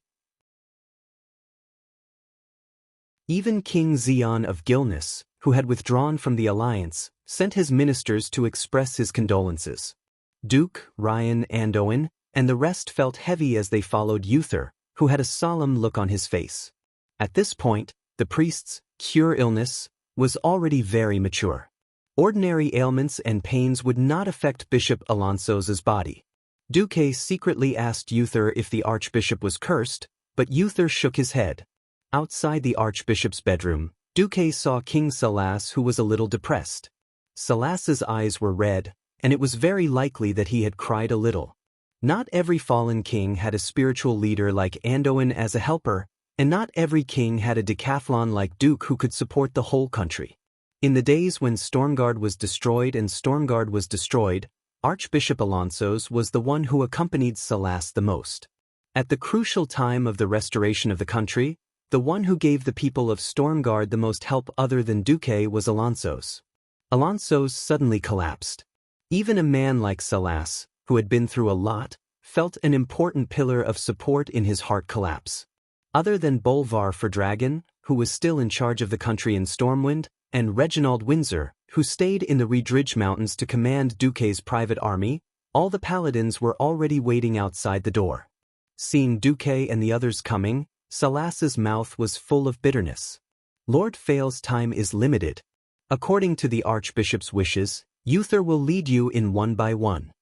The first to enter was Lang. 5 minutes later, Lang came out with a heavy heart. To everyone's surprise, they thought that Anduin Lothar, who had the best relationship with Alonso's, would be the last to enter. Who knew that the archbishop would arrange for Lothar to be the second to last? As for the last person who was the most important, the archbishop's order was surprisingly given to Duke. 15 minutes later, Andoin came out with tears on his face. Uther lowered his head. Duque, Master wants to see you alone. Everyone was extremely shocked. As the eldest disciple of Fail, Uther was the most outstanding and the archbishop was most proud of. His justice and bravery had long surpassed the boundaries of the country. Since the archbishop was critically ill, Uther had been by his side. Basically, every time Fail met with the politicians of the various countries, there would be at least one disciple accompanying him. Generally, it would be Uther, Theon, and Side. Now, it was a private meeting? What did Alonso's want to say to Duque? Even a righteous paladin like Uther could not attend? Everyone's curiosity was in their throats. Duque entered. It was a very bright and very simple room. There was no strong smell of medicine as expected, but the room was filled with natural and peaceful faint golden light. Alonso's sat upright on the bed. He did not look like a dying person at all. Seeing Duque's shock, Alonso's laughed. I don't look like a dying person, do I? Duque nodded. A person like Alonso's did not need to lie, even if it was a white lie. I used to think that as long as one's heart was pure, the amount of holy light a human body could contain was unlimited. Unfortunately, compared to my soul, my mortal body was the first to succumb, Alonso said with a bitter smile. Let me put it this way. My body could not bear such a huge amount of holy light. My organs began to forget how they originally worked, and as a result, my body uncontrollably weakened. It's really sad, isn't it? An archbishop who was once determined to use holy light to save the world actually died under holy light. The bitter smile on his face became even more intense. Your Excellency, you're asking too much. Humans are not like the Naru, who are creatures made purely of holy light. Nar? A pure holy light creature? Alonso suddenly became curious. Duke suddenly realized that he had let the cat out of the bag. They could not even talk about counterattacking Draenor. The Alliance had not met the Draenei yet, so naturally, they would not know about the Nar. He could only say that he had seen descriptions of such a race in the books of Karazhan, but had not personally witnessed it. Alonso saw through Duque's disguise, but he did not blame Duque. Instead, he said, Duque, are you willing to inherit my will?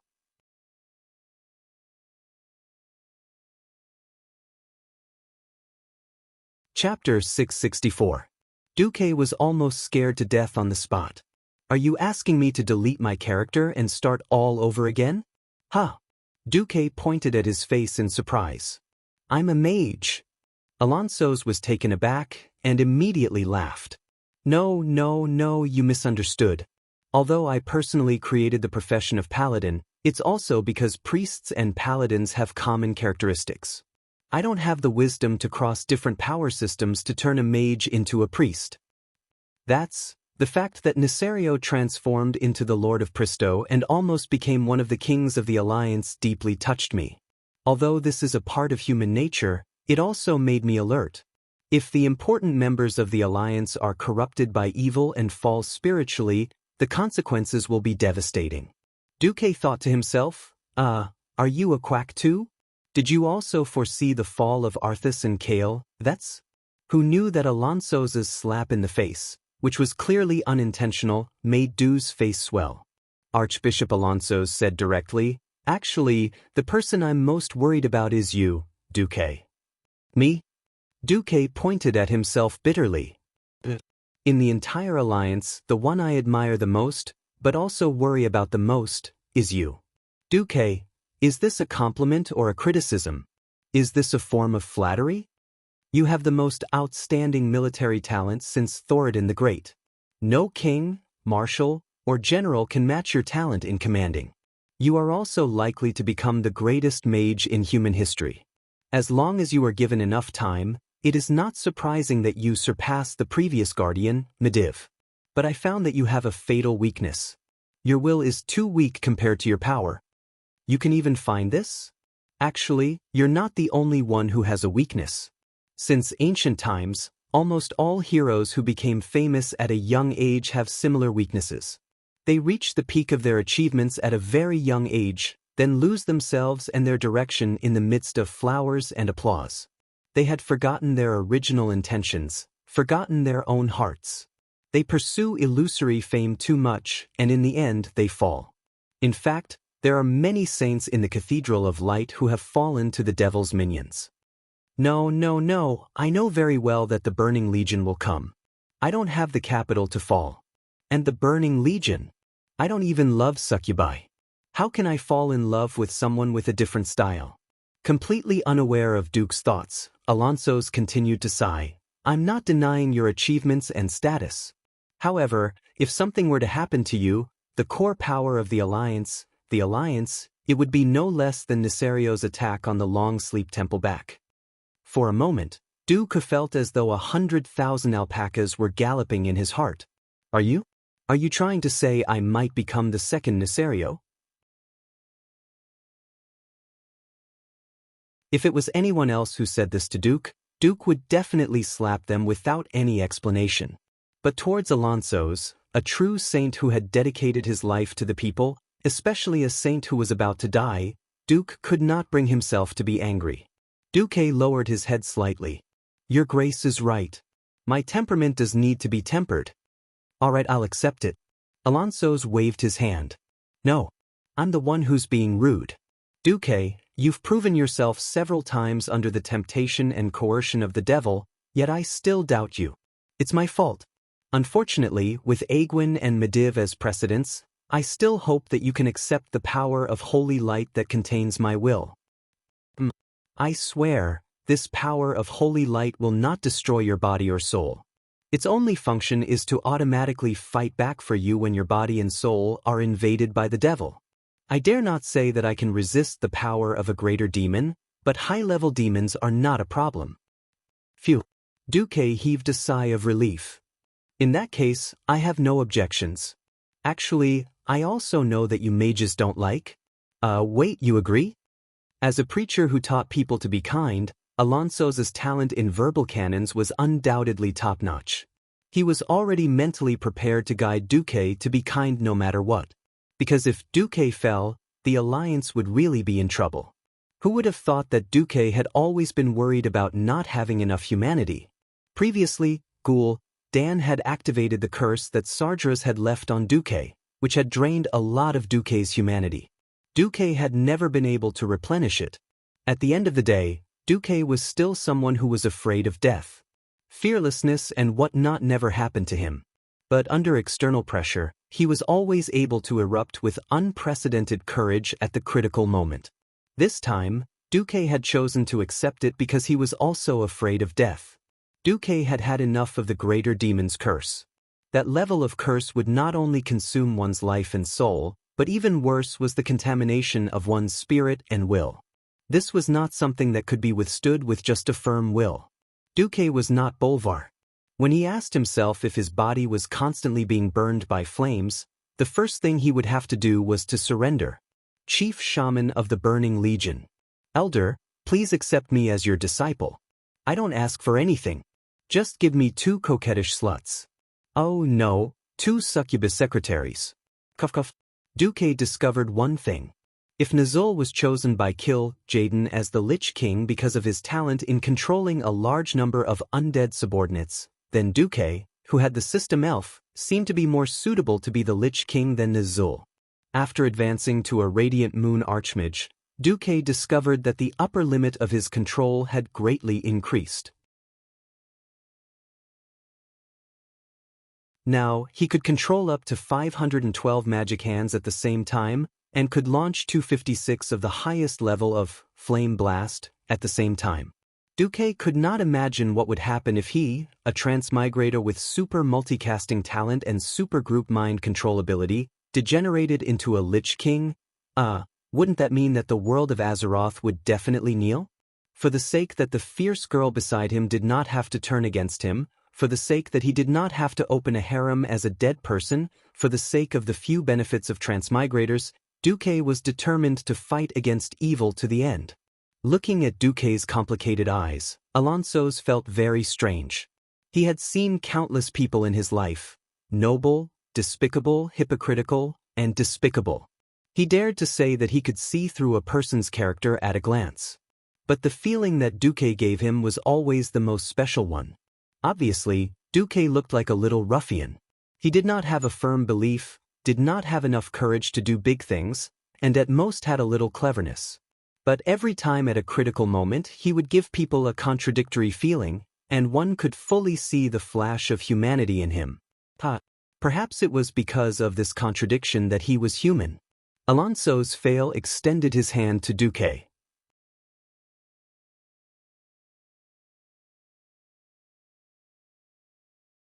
Chapter 665. Looking at this kind and noble old man reaching out his skinny hand, Duque had mixed feelings. It wasn't that he didn't think of using the 7 eternal slots that Alexstrasza had transferred to him. The results of the system's scan made him depressed. According to the scan, there is a 98.44% chance that the Archbishop had purged too much evil power, and the accumulated dark power had destroyed his body's acceptance of the power of the holy light. This caused the archbishop to be unable to bear the excessive power of the holy light in his body, and he self-destructed. Duque sighed deeply, reached out his hand, and gently held Alonso's hand. The gentle holy light came, and it was like the comfort of the warm sun in winter. There was no surging sense of power, and there was no high and mighty majesty. There was only the benevolent faith of an old man who had given his whole life. In the golden holy light, Duque found himself in a trance. His vision became blurry, and the scene in front of him seemed to have traveled through more than 2,000 years, and arrived at the newly established Lordaeron. Countless new human settlements were scattered all over the lush Tirisful glade. After defeating the evil trolls, humans were taking root in this forest step by step. With the hope of civilization, they absorbed nutrients from this land and multiplied. Back then, King Menethil loved his people dearly because he believed that with his hard work, he would one day make his people strong enough to support the entire human race. They faced countless beasts and the remnants of the trolls who were unwilling to be destroyed, and fought with all their might. More than 2,000 years later, there was another green tide that swept the whole continent, but the enemies changed from trolls to orcs. Humans, dwarves, high elves, and even dragons won with everyone's hard work. However, the land was destroyed for the first time in 2,800 years. Alonso's was very sad, because in the darkest era since the pioneering era, when the people needed hope the most, he could not hold on. Even with the will that came from the holy light, Duque could feel Alonso's sorrow. The land was devastated, and the people were homeless. A woman who had lost her husband carried a crying baby on her back, endured the pain brought about by the war, and did a man's job with tears in her eyes. She climbed up the roof to help the neighbor's auntie fix the hole in the roof, braved the cold wind to go up the mountain to chop firewood, picked up a sickle like a man, and charged at the starving orcs who rushed into the village. Everything that Alonso's had seen with his own eyes had been transmitted over to Duque, and it was presented so vividly in front of his eyes.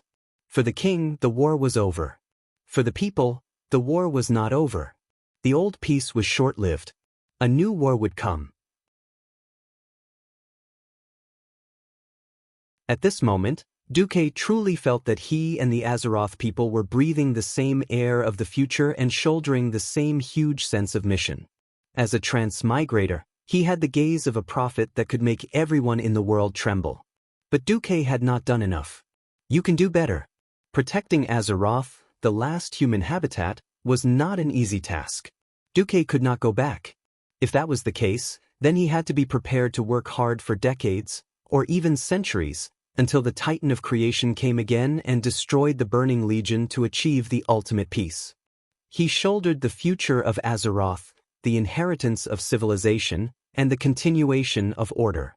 His efforts to change World War II was only a small step in changing the future of Azeroth. This was far from enough. The war between the Alliance and the Horde in the Eastern Kingdom, which only took up 1/5 of Azeroth's land area, and even the war that would spread to the entire world in the future, was nothing more than a joke in front of the Burning Legion spaceships. There are still many things I can do. More black technology, more progress, more magical skills. Only then can humans, no, the entire Alliance stand at the edge of this mysterious universe. Alonso's fail did not have the ability to read minds. He did not know what Duque had seen, discovered, or comprehended after the holy light that had passed on his will was transmitted over. But seeing the expression on the face of the most talented young man in the history of the Alliance, Alonso's knew that as the guide, he had opened the door to a vast world for Duque. He no longer had the chance to see the magnificent scenery at the door, but he knew that the will of the holy light would be passed on, and the hope of humans would be reignited. Alonso smiled and patted Duque's shoulder, doing something that surprised Duque. He, who was supposed to be extremely weak, suddenly got up from the bed. He did not look like a dying man at all. Only Duque was sad. He knew that Alonso's, a respectable senior, had released the last shackle, allowing the power of the holy light to impact every cell, every inch of muscle, and every organ in his body. That was his last glory, and also the last will that the Archbishop of the Holy Light wanted to pass on to the world. The entire Cathedral of Holy Light abruptly responded to Alonso's will. No, it was not just this cathedral. From the Tirisful woodland, from the silver pine forest, from the white domes of every cathedral on the continent, golden rays of light shot out. Countless rays of golden light crossed the void and gathered there, forming a huge pillar of light that was more than 100 meters in diameter. It rose into the sky from the center of Rotterdam city. Every room and prayer hall in the cathedral that Alonso's was in echoed with the prayers of the priests in unison. However, the bishops of various sizes who were dressed in gorgeous robes opened their eyes in shock, because for the first time, there was a response from the holy light in the spiritual world that was originally empty and silent. The big bell in the holy palace suddenly rang when it sensed the intense holy light that was echoing in the air. The priests rushed out of the prayer hall one after another. They saw the door of Archbishop Fail's ward open. No one opened the door. Alonso's hovered in midair under the support of the power of the holy light and floated out slowly. Duque followed behind him and arrived at the center of the main hall. Alonso's stood in the void like a god who had descended to the world. Every priest prostrated on the ground consciously. Every holy knight knelt on one knee and placed his right hand on the breastplate on the left side of his chest.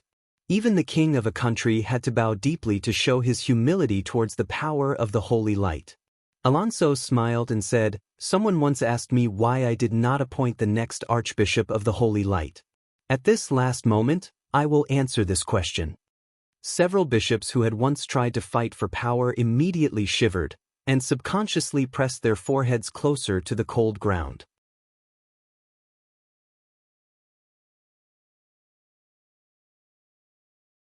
Chapter 666. I once said, "I hope that one day I can spread the path of the holy light to the commoners and teach them the meaning of the three great virtues. I have spent my entire life working hard for this and have never once deviated from the will of the holy light. So, I am the Archbishop that all of you acknowledge. From the very beginning, I've always believed that worldly authority shouldn't be the ruler of the holy light. If I were to personally appoint a successor, then the Church of Holy Light would one day be filled with benefits, and it would gradually decay and be destroyed. Since I am destined to return to the embrace of the holy light, then let the holy light choose a true emissary of light." Alonso slowly extended his right index finger and pointed in the air. The ethereal and holy voice sounded again. "Who among you is willing to dedicate every moment of your life to the holy light? Swear on your soul before the holy light that you will help the weak, save the sick, punish the cruel, uphold justice, and spread the three great virtues for the rest of your life?" After a pause, Alonso's continued, "Those who are willing, please step forward." As soon as he finished speaking, the holy light on his body doubled in strength. To the naked eye, this was already a radiance that was more dazzling than the sun. However, none of the people present felt that the holy light was dazzling. Even though it was dazzling, everyone could clearly see every detail on Alonso's body. A regional bishop of the Church of Holy Light who had been fighting for the position of Archbishop wanted to stand up and step forward. However, he was horrified to feel the resistance from the holy light. It was a type of disgust and resistance towards impure things. It was like an evil creature that wanted to call itself a brother of a holy creature but was coldly and mercilessly rejected. It was not that he did not try to sneak in, but he was immediately met with an even greater retaliation from the holy light. Suddenly, a golden holy light rose from his body. The holy light was like a flame that surrounded his body. If he made the slightest movement, he would immediately feel a heart-wrenching pain. He was drenched in sweat and crawled on the ground in fear, not daring to move anymore. Alonso's looked at the regional bishop from Daoist with a pitiful gaze before retracting his gaze. The will of the holy light was clear. Those who attempted to ascend to the position of Archbishop of Holy Light with selfish desires would be punished severely. Alonso shook his head slightly and said slowly, "The position of an archbishop does not represent authority, nor does it represent glory. On the contrary, it was a sacred duty. This means that the person who ascends to this position will have to shoulder the heavy responsibility of saving the miserable and suffering people from despair. An archbishop is not a savior. He could not save every good soul that was exposed to the butcher knife of the cruel enemy. But the archbishop represents the ultimate beauty and goodness of the world, and represents the last hope of everyone in despair. What right does an ordinary mortal have to recite the archbishop's name in despair? Because of your selfless sacrifice and dedication. Because of all the hard work you've done for the people of the world. You used your own life and soul to set a benchmark for the goodness of the world. To bring hope to billions of lives. At this point, Alonso's voice slowed down. The holy light rejects all impurities. Those with selfish desires, please leave. I will ask you one last time, who wishes to inherit the will of the holy light and make your name truly sacred, please step forward. A bishop retreated. He was ashamed. He crawled on the ground, moved his legs, and slowly exited the hall. 2 bishops retreated. 5 bishops retreated. Of the bishops of the 7 kingdoms, apart from Fao, who was also the bishop of Lordaeron, 5 had retreated. Only Benedictus, the bishop of Stormwind, was left. Benedictus neither advanced nor retreated. He calmly knelt on the ground, letting his face be bathed in the waves of holy light that undulated in the main hall.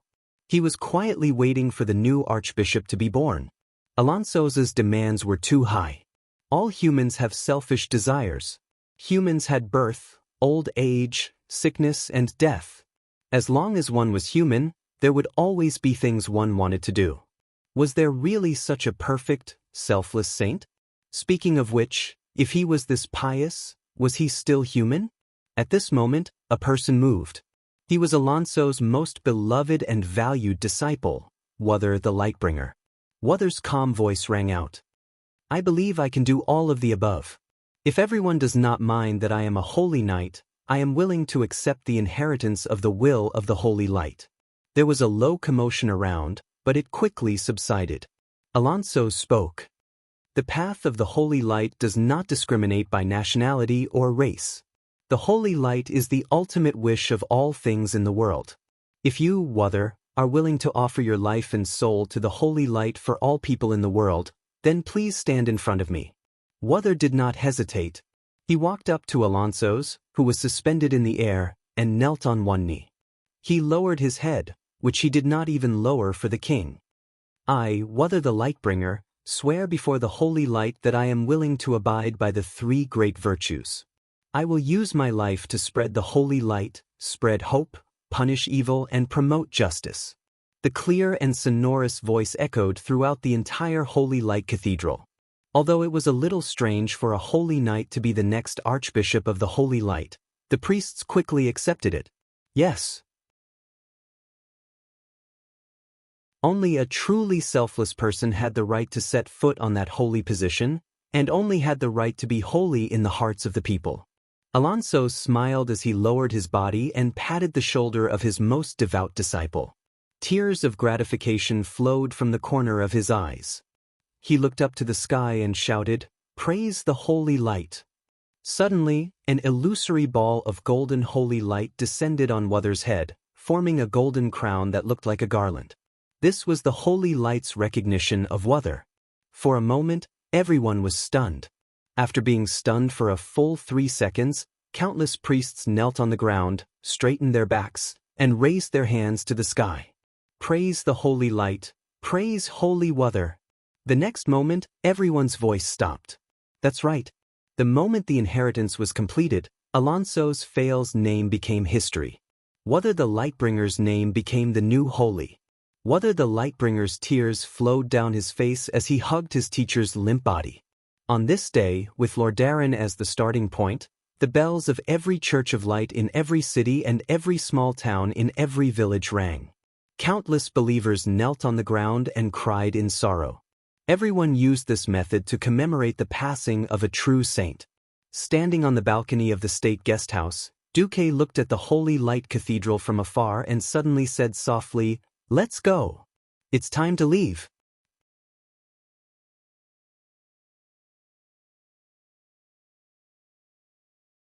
Chapter 667.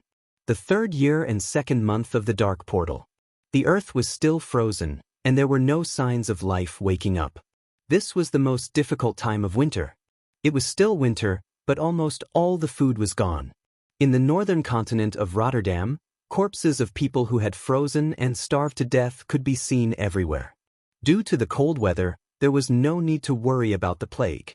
However, the hard layer of ice made everyone give up on the idea of burying their companions or neighbors. The nobles of Rotterdam were celebrating the victory of the war in the warm castle. In Stormwind, the southernmost part of the continent, Lang was inspecting his territory with Prince William. Yes, braving the -5 degrees Celsius cold wind and light snow. As there were still remnants of the orcs in the depths of the elven forest, Lang had no choice but to bring more than 500 royal knights with him. Of course, there was no lack of paladins, priests, hunters, mages, and a few rangers from the Windrunner family. As they passed by the graveyard outside Goldshire town, a few frozen corpses jumped into Lang and William's sight. "What's going on?" Andoin, who was inspecting with Lang, felt a fire burning in his chest. Before he could get angry, his followers naturally summoned the terrified mayor of Goldshire town. "I'm sorry, Your Majesty. We didn't know you were coming." "Didn't know? Does that give you enough time to hide the body?" King Leon's words were laced with daggers, which made him look even more majestic. "It's not like that, Your Majesty. Your Majesty, please take a closer look. Most of them are elderly." The mayor, who was so scared that he wet his pants, tried to explain. Lang took a look and found that it was indeed so. Before they came back to the elven forest, their bodies were not in good condition. Everyone advised them not to come back, but they stubbornly said that they wanted to die in their hometown. "During the week of turbulence on the ship, we tried our best to take care of them. According to Sir Marcus's instructions, we kept them near the doctor or the priest. Unfortunately, they didn't make it." The mayor's explanation made Lang and the rest fall silent. Hometown had a special and sacred meaning to every citizen of Stormwind. Since the founding of the kingdom, thousands of years had passed, and many people had never left their homeland. During the days when Stormwind had fallen, even Lang himself had painfully wondered if he would ever have the chance to return to Stormwind, the land that had been passed down for generations. In the days after the fall, perhaps he and his people were eager to restore their country. What if he died in battle, and all the warriors who were determined to restore the country died in battle? What if it dragged on for 5 or 10 years and they still couldn't recover their country? By that time, how many people would be willing to support the restoration of Stormwind? Lang, Andoin, and even the young William could clearly understand the desire of the citizens, especially the elderly citizens, to return to their hometown. Lang sighed. In the cold winter weather, his sigh formed an icy mist that was incomparably clear. "Mr. Mayor, I accept your explanation. However, please take us to the place where the civilians gather. I will use my eyes to witness the results of your work and your loyalty to the kingdom and its people." Of course. The mayor wiped the beads of sweat that had started to form on his face, and hurriedly led Lang and the rest into the town. As Goldshire town had once been the base of the Horde's attack on Stormwind City, and had been burned down by Duque, many of the trees still looked bare even after more than a year had passed. They were either dead or had yet to grow back. In the slightly deserted town, Lang was pleased to see many human-style houses standing tall in the town. A year and a half ago, the same place had been filled with the disgusting, dirty, and messy tents of the Horde. "Father, many of the houses here look the same," Prince William exclaimed in surprise. Lang was also very surprised. As the king, he had only seen reports from Duque about how many houses had been built. Regarding internal affairs reports, Lang had always looked at them with a watery eye. In Lang's impression, if a tenth of the houses could be built, it would be good if the rest of the people could have a sturdier tent. Now, it seemed that Duque's report was completely true, without a single bit of watery information. Thanks to Grand Duke Marcus' new building manual, we were able to build a winter house for every household in the town before winter came, a total of 1,120 households. As long as there is a man in the family, even if he doesn't know how to build a house, Under the guidance of a craftsman, a sturdy house can be built by 5 or 6 people in a month. Lang, Andoin, and William were all shocked. They knew nothing about building houses, but they had seen how carpenters and stonemasons built houses in the past. It was impossible to build a house in less than half a year. What kind of efficiency was this now? The mayor first brought the king and the rest to the warehouse. Many pieces of wood were stacked neatly in the warehouse. Lang noticed that there were grooves on both ends of each piece of wood. "This is," the mayor said, "I don't know the specifics. Mr. Van Cleve from the Brotherhood of Stonemasons explained a lot to me. He said that as long as the pillars and beams marked with a specific number are placed at a specific location on the flat ground, they can be directly lapped up, and the nails on top can be used to make the frame of the house. The house will not fall apart easily. Then, a double layer of wooden planks is prepared in advance, and a house is basically built." "That's it?" Andoin was stunned. There's no way to use the stove for heating. This can only be built by the more idle women." "Bring me to have a look," Lang ordered. After walking for a short while, the group arrived at a commoner's house at the edge of the town. They knocked on the door of the house, and the farmer welcomed the king and the rest in a panic. "You don't have to kneel, stand and talk." In this era of strict hierarchy, it was a great blessing for the commoners to not have to kneel when they saw the king. They would not dare to sit together with the king even if they were beaten to death. "Thank you, Your Majesty," the man said in unison with his wife and 3 half-grown children.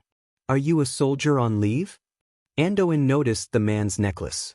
There was a rectangular plate on the necklace, which was the idea that Duque had come up with, the military plate. The military plate was marked with the soldier's name, place of origin, affiliation, and meritorious service. The man immediately stood at attention in a standard military posture. "Captain Joseph Adams of the 5th Squad of the 3rd Brigade of the Kingdom's 5th Infantry Regiment salutes you, Commander Lothar." "How was the winter?" Lang asked with a smile. "Thank you, Saint Duque, we had a good time."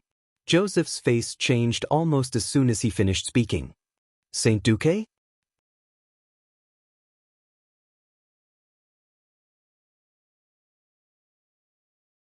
Chapter 668. The mayor's face turned ghastly pale. Even if Leon had the reputation of being a wise king, who could guarantee that Leon wouldn't be jealous and resentful? How could he judge a subject as a saint in front of a king?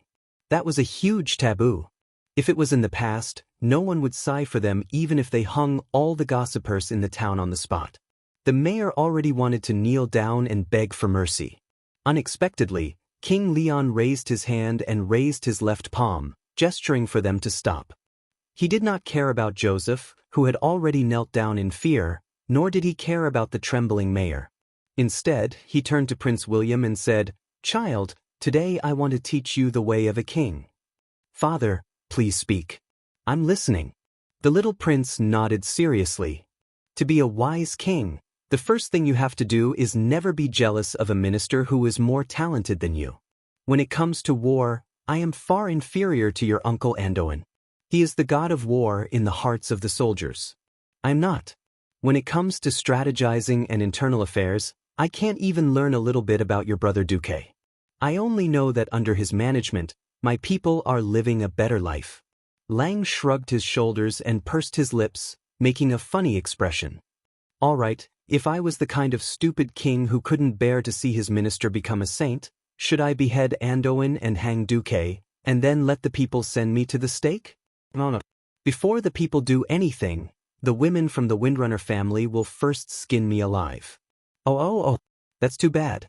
I might as well die in Storm Fortress." After hearing Ryan's words, Andoin, the ministers, and even the guards of the Wang family were all affected by Ryan's mischievous antics, and they all smiled in relief. They all knew Lang very well. This was a king who might not be the most capable, but his character was absolutely noble. You must absolutely trust the ministers who are good to the people, understand? For example, your uncle Andoin and brother Duque. William's eyes were filled with admiration. "I understand now." Lang's behavior made the mayor and Joseph's family let go of their grudges, and they also opened up a chatterbox. Through their mouths, Lang truly understood how effective Duque's policy was. Since there was no need for war for the time being, Duque asked Lothar to order the army to take a break. More than 70% of the soldiers were given a break and were able to return to their hometown to participate in the reconstruction. There were only 2 requirements for these soldiers. First, they had to report back to the army after the spring plowing next year. Otherwise, they would be treated as deserters. Second, they had to wear their military tags when working in their hometown. This was to let everyone know that the kingdom had sent them back to help. With the return of a large number of able-bodied men, the reconstruction work was able to speed up. At the same time, due to the bountiful harvest of food in the western wilderness, the people did not have to worry about starving that winter. If that was all, Duque's name would not be sacred in the hearts of the people. Perhaps the story of Duque's bravery in fighting Nicerio was something that people in a country that worshipped martial arts relished. But for most commoners, it was just a topic of conversation after a meal. The only thing that could really make them smile happily was a stable and happy life. Originally, everyone had already prepared for the worst. In history, there had never been a great migration without a large number of deaths. The weak, old, women, and children would die of hunger, cold, or disease in the shortest time possible. However, as a transmigrator, Duque used his modern conventional medical knowledge to reverse all of this. The cement road that ran through the entire elven forest from east to west provided the most solid foundation for the transportation of supplies. Long before the recovery of Stormwind, Duque had Edwin Van Cleve and Gerion Stallman prepare everything. Duque had perfectly considered every aspect of clothing, food, housing, and transportation. The first was winter clothing. There was cotton in Azeroth, and it had been set up early in the western wilderness. It allowed the Dark Portal to harvest 200,000 kilograms of cotton in the autumn of Stormwind in the second year of the Dark Portal. This was not an ideal number, but it could allow most women and children to live a relatively warm winter. The people of Azeroth still mainly wore linen clothes. In the past, they had to rely on the fire to warm themselves in the winter. When had they ever worn such warm clothes? Every person who put on a cotton-padded coat was full of praise for this new winter clothing that they called Duque's cotton-padded coat. In terms of food, in addition to the basic black bread, Duque also added a large amount of meat. The small fishing boats that could not travel long distances were sent out early in the morning. With the help of the Mare people, there was a constant catch even in winter. The high-fat whale meat and various fish were already ice cubes when they were sent ashore. Although it was a little heavy, it was better to keep them fresh. It could be transported from Stormwind Port to the East Elven Forest hundreds of kilometers away. People could add a delicious meal for their families at an extremely low price. During the Great Retreat, the people had lost almost all their belongings. Duque could not always distribute profits, because this would breed corruption and laziness. Therefore, Duque's solution was to provide relief through work. They were paid to build houses for their neighbors. They were paid to transport food and cotton-padded clothes for the village. They were also paid to make cotton-padded clothes for the women. They were paid to help make javelins. They were paid to take care of the lonely elderly or the sick and disabled. Soldiers on leave were paid to join the patrols. There was also a reward for killing wild beasts or orcs that invaded. As long as one could work and was willing to work, there was absolutely no need to worry about starving or freezing to death. Duque also stipulated that within 3 years, a minimum and maximum wage system must be implemented, and several profiteers who inflated prices were hanged. Moreover, taking advantage of the winter, when people could not work, the next year's farmland was distributed to each household early and seeds were distributed. In addition, because a large number of the old aristocrats had been completely wiped out, more than 90% of the people had become free people. Those who were newly appointed nobles because of their military exploits were strictly limited to the proportion of taxes. For a time, the mental outlook of the people of the country was refreshed. This was not only limited to Gold Flash Town. Lang and his group went all the way east, and it was the same at Blackwell Farm and East Valley Lumberyard.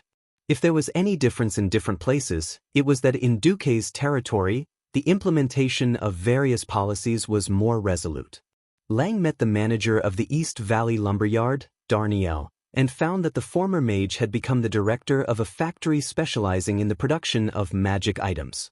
The cold winter had not yet passed, but the hearts of every citizen were warm. They were looking forward to the arrival of spring. Because that was the birth of a kingdom. The deceased Archbishop Alonso's Fail was a saint in the spiritual realm in the hearts of the people, and Duque was a saint in the material realm. Because of him, the people lived an unexpectedly good life. Therefore, his name became sacred in the hearts of the people.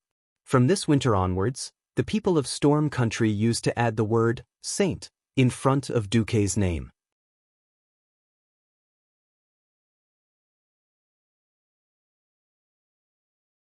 Chapter 669. At the same time, there were many cases of people freezing to death all over Lordaeron. Apart from the Tirisful Forest and the holy city of Stratholme, most of Lordaeron's territory had been ravaged by the orcs. The Silverpine Forest had been burnt to a crisp by the flame tactics. The eastern region, later known as the Eastern and Western Plaguelands, had been ravaged by the orcs before they attacked Cuel Salis. Almost no town was left unscathed. The people could only gather in their dilapidated houses and shiver in fear. According to the latest statistics, there were at least 100,000 people who had died this winter. Upon hearing this news, King Salas of Stormguard suddenly felt extremely lucky. He had also heard of Duque's method of building houses, but the unprepared people of Stormguard had no way of using it. Duque gave him a suggestion, forbidding the people from returning to the Arthi Highlands before spring. A large number of people were settled in the former Stormwind refugee camp in the Hillsbrad Hills. There, at least, they had almost perfect living conditions and stored food that could not be carried away by Stormwind. Although it was said to be stored food, it was actually the food that the Barra family had hidden in a secret place over the years. The Barra family was forced to leave their territory by Tarinas, but there were many things that could not be taken away. Since the Barra family was determined to follow Duque, the right to dispose of the food naturally fell into Duque's hands. Duque did them a favor and gave it to the people of Stormguard. Looking towards the south from South Shore, King Salas's cloak fluttered in the cold wind. He suddenly shouted, we, the people of Stormguard, will remember this favor forever. Not for generations to come. Behind him, hundreds and thousands of warriors of Stormguard shouted in unison. Forever in our hearts, not for generations to come. On the 15th of February, standing on the peak of the Riedridge Mountains, Lang suddenly asked, "Say, what is Duque doing now?" "Teaching students. I heard he made the little princess of Cuel Tira's vomit." Anduin shrugged. So fast? Not only Lang, but the ministers around him were also burning with curiosity. "No, it's because it's the first time I've seen blood," Anduin corrected. "Of course you'll see blood the first time." Lang had an expression that said, "We understand." Only the young Prince William was dumbfounded. He looked left and right, not knowing what these mysterious adults were talking about. "It's not what you think." Anduin realized that he had inadvertently made things worse. His face turned green, and he had no choice but to roar, "Go and find out for yourselves. I'm not going to bother about this." This time, Lang and the ministers were dumbfounded. "Duque, what the hell are you doing?" The Dark Portal 3, February 14th. A certain otaku with the surname Du, who had never even touched a girl's hand back then, swore to use his power to name February 14th every year as Lover's Death Day. Later, because a certain man had successfully won over the Windrunner sisters, he shamelessly used his power to bluff King Lang in January. "Oh Lang, I always felt that the Stormwind population loss was too great. To nurture a qualified soldier, we must first have a qualified young man. It will take at least 16 years for a baby to grow into an adult warrior." "You mean to encourage childbirth? The ministers discussed it with me before, but didn't you say that the country could not provide more money to encourage childbirth?" "No, we don't need money. We can set February 14th as Valentine's Day. Apart from the soldiers on duty, all soldiers can have a day off." "Why, Valentine's Day?" Lang was curious. In order to fight against the evil orc invaders, countless good men rushed to the battlefield without leaving a single man or woman behind. Many of them shed their blood on the battlefield, unable to return home to reunite with their beloved girls. Don't you think it's a great tragedy? Seeing Duque put one hand on his chest and the other stretched out like a bard reciting a poem, the corner of Lang's eye twitched. In order to deal with the tribe, this can't be helped. Yes. But at the end of the war, don't you think we should compensate our warriors well? At least 30% of our soldiers have to stay in the barracks or go out on patrol for the entire winter. You know, we have to maintain at least 100,000 standing soldiers for a long time in the future. Think about it, tens of thousands of soldiers have been holding back for the entire winter, and then suddenly announce that they can go home to reunite with their loved ones. What would happen? The evil Duque smirked. Well, that image was too beautiful. Oh, it was too painful for the eyes. Lang, who had always been serious, could not help but facepalm.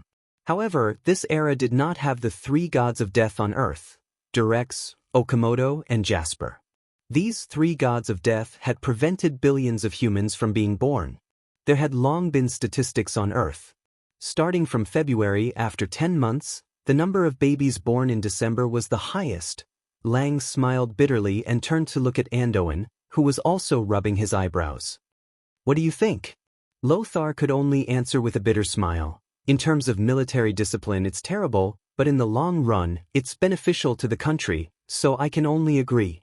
Anyway, those brats down there will definitely cheer.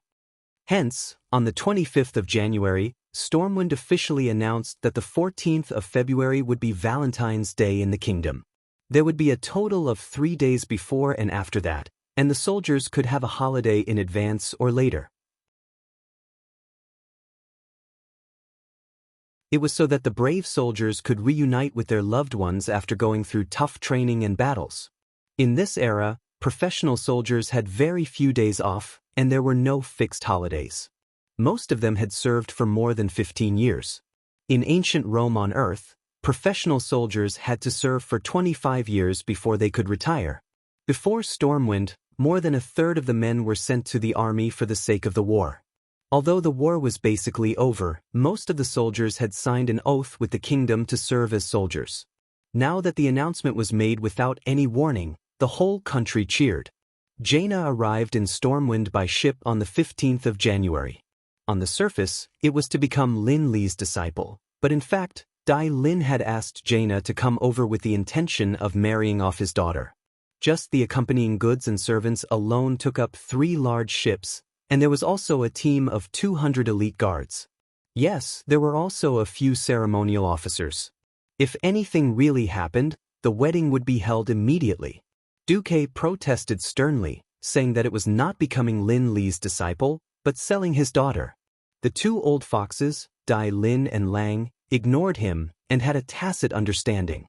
On the 1st of February, a convoy of 80 carriages arrived in Karazhan along the newly built cement road. 2 weeks later, it was the official Valentine's Day of Stormwind. 14th of February, Valentine's Day. Sitting in the newly renovated reception hall in Karazhan, Jaina was wearing a well-tailored mage robe. She felt that something special would happen today.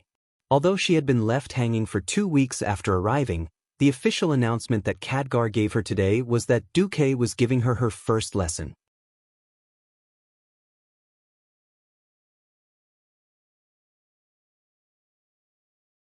Chapter 670. What was Valentine's Day? 13 or 14-year-old girls were at the age where they loved to dream the most. Prince Arthas was not bad, but that was all. Arthas, who had yet to officially step onto the stage of the Alliance, was compared to the legendary Saint Duque, who was deified by the people. Well, although the two were only 4 years apart in age, Arthas was doomed to be outclassed. The princesses of this era were pitiful. How to find a husband was a common problem for all kings who had princesses. Those who were high would be looked down upon by their own people. It was not easy to be on the same level as them, as people would always associate them with usurping the throne. In the past 1,000 years, 70% of princesses had to be exported and sold domestically. The remaining 30% either grew old alone, or eloped with a groom or a knight, and were then mercilessly destroyed by the king. Only 1 out of 100 were successfully married off. Jaina had worried whether she would be forced to abandon her magic talent, because a queen who knew magic would always be easily associated with witches. Duque was ideal. Duque, who was a radiant moon archmage, would not restrict her in any way on the path of magic. And Duque's exaggerated status was comparable to a kingdom's fiefdom and uncrowned king, so Jaina did not feel that she was marrying down. Although she did not know why she went there as a disciple, seeing how her father looked like he was marrying off his daughter, and after receiving enough courtesy from Lang in Stormwind City, she had many guesses about Duque, many of which were unrealistic.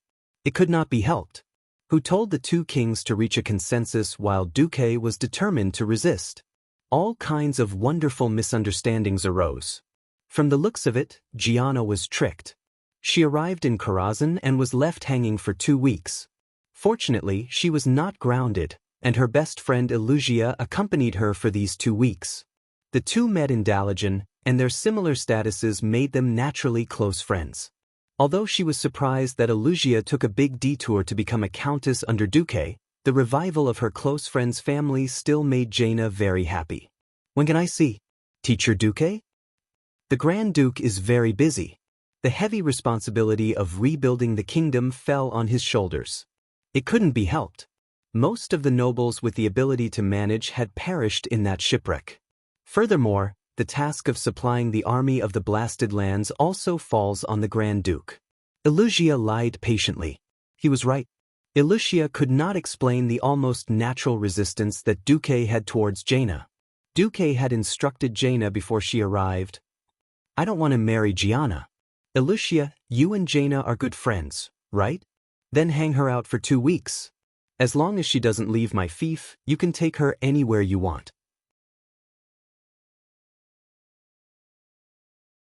Moreover, at that time, Duque was hugging her waist and whispering in her ear.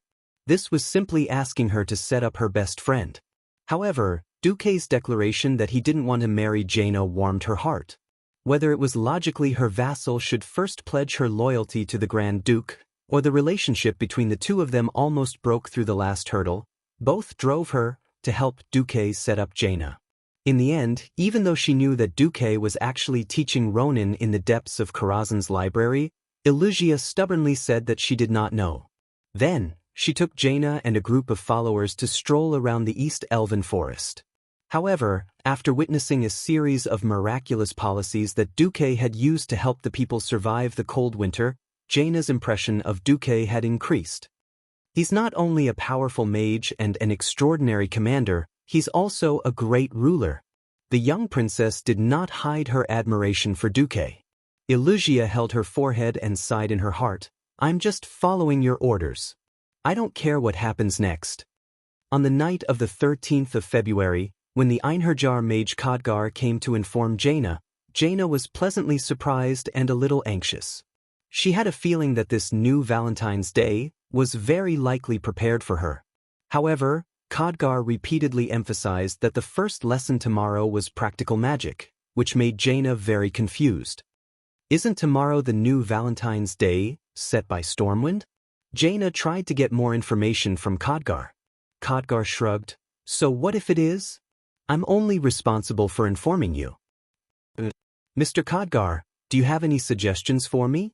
Even though the intelligent Jaina did not know how to bribe a ghost, she still tried her best. "All right, I can only tell you that Master Marcus has never been an academic mage." With that, Khadgar bowed and left the room. Jaina was in a dilemma. She had no idea what to prepare for the next day. The Jordan magic staff was a must. There was a large magic crystal on the tip of the staff and 4 small crystals revolving around it. As an earth mage, it was currently the best staff she could use. What troubled her was what kind of magic robe to wear. Jaina almost subconsciously picked up the insight magic robe. The moment she picked it up, her pretty face turned red. After trying it on, Jaina made a sexy S-shaped pose in front of herself in the mirror. She was immediately defeated by herself. "It's too embarrassing." It was a dress, but the upper body only had a gold-embroidered bra, and a golden belt covered the belly button from the center of the chest all the way to the waistline. Apart from that, there was nothing else on her upper body. Her slender waist and smooth back were completely exposed to the air. Her lower body seemed more proper, but upon closer inspection, there were long openings on both sides of her thighs. Not only were her thighs completely exposed to the air, but as long as she walked a little wider, there was a chance that her breasts would be exposed.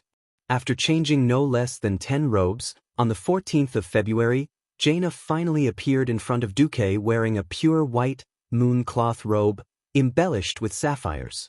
The robe looked very dignified and elegant, but the exposed shoulders, accompanied by the brilliant golden hair scattered on the white robe, still showed off the unique beauty of a young girl. Fortunately, she changed. Otherwise, if she really wore the insight magic robe, Duque might really practice what it meant to make a profit every 3 years and never lose money. In the gorgeous Karazhan library, the moment Jaina saw Duque, her heart jumped violently. She was scared because she saw the scimitar that her father gave him at Duque's waist. Very good. Today's first lesson, I want you to know that the identity of a princess is meaningless.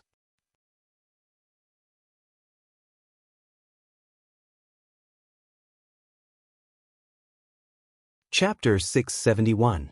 Shock and unease froze on Jaina's beautiful face. Just from Duque's aura and gaze, Jaina knew that the person standing in front of her was her teacher, not her husband, Duque. What the hell? Duque is for real. It was not that Jaina did not think that Duque would be for real, but in her estimation, the probability was less than 1%. Even though she knew that her beauty was not necessarily better than Duque's rumored lovers, the Windrunner sisters. However, Jaina, who grew up in a royal family and was influenced by the nobility, still believed that she would be Duque's only choice in marriage. Now it seemed that she was wrong. She did not know why Duque looked at her with such resistance. She did not know if it was her fault or something else.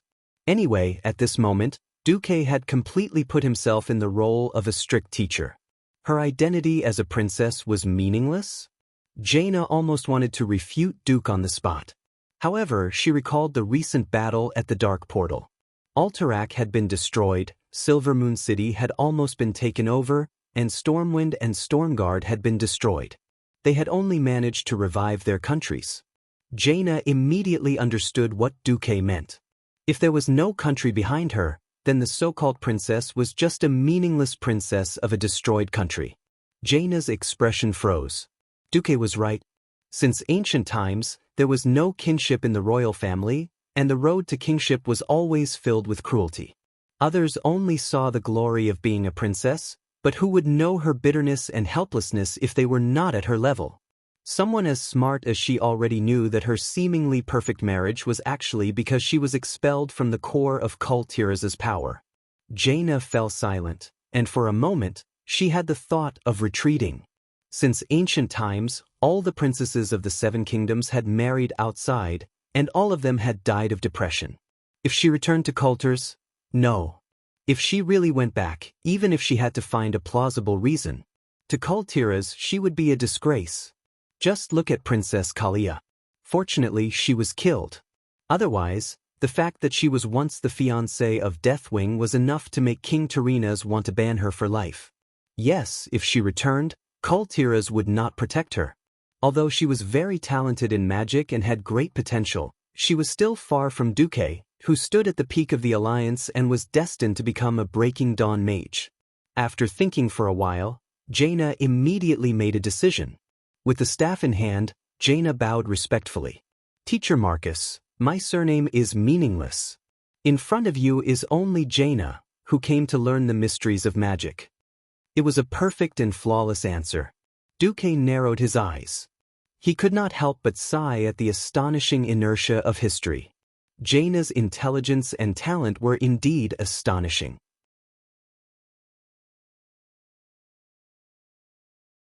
In just 3 seconds, she had realized the situation she was in and quickly found her position. Duque used the identity of Dai Lin's teacher to suppress Jaina, and in the blink of an eye, Jaina became a student. From the look in her eyes, She had already made up her mind to learn magic to protect herself first. Damn it, she was only 13 years old.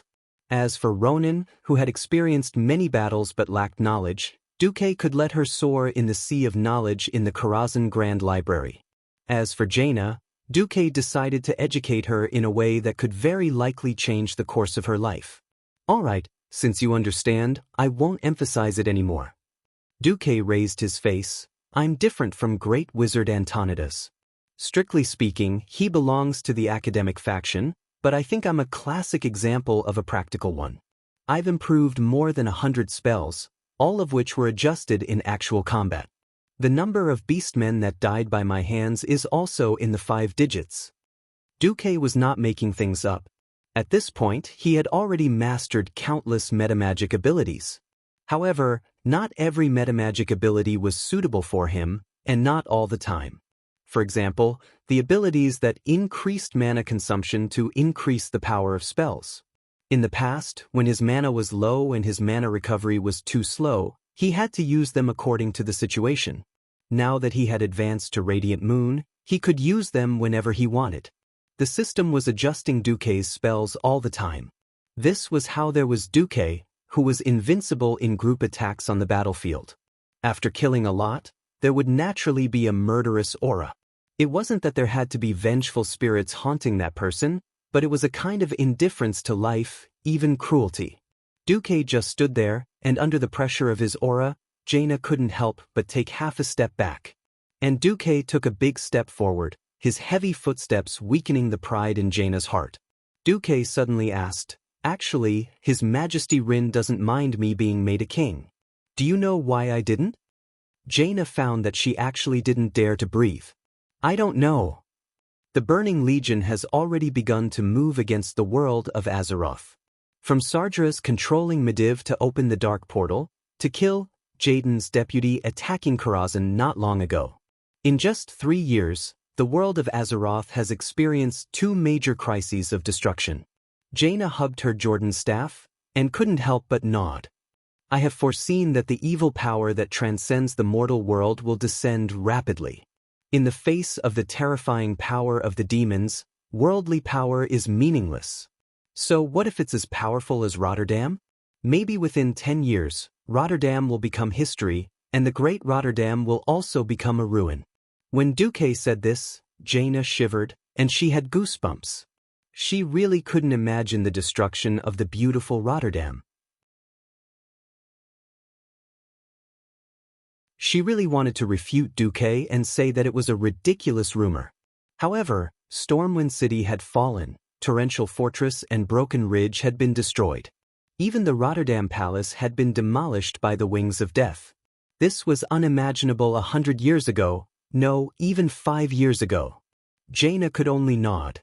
Fraud Du continued, "The only thing that can protect the world of Azeroth from the hands of the demons is the same power that transcends the mortal world. The one who can give you a sense of security is not a man, not a powerful Grand Duke, nor a prince of a big country. Remember, the only thing in your hands is magic." Jaina was extremely surprised. Even now, she couldn't believe that this was said by the person who was supposed to be her husband.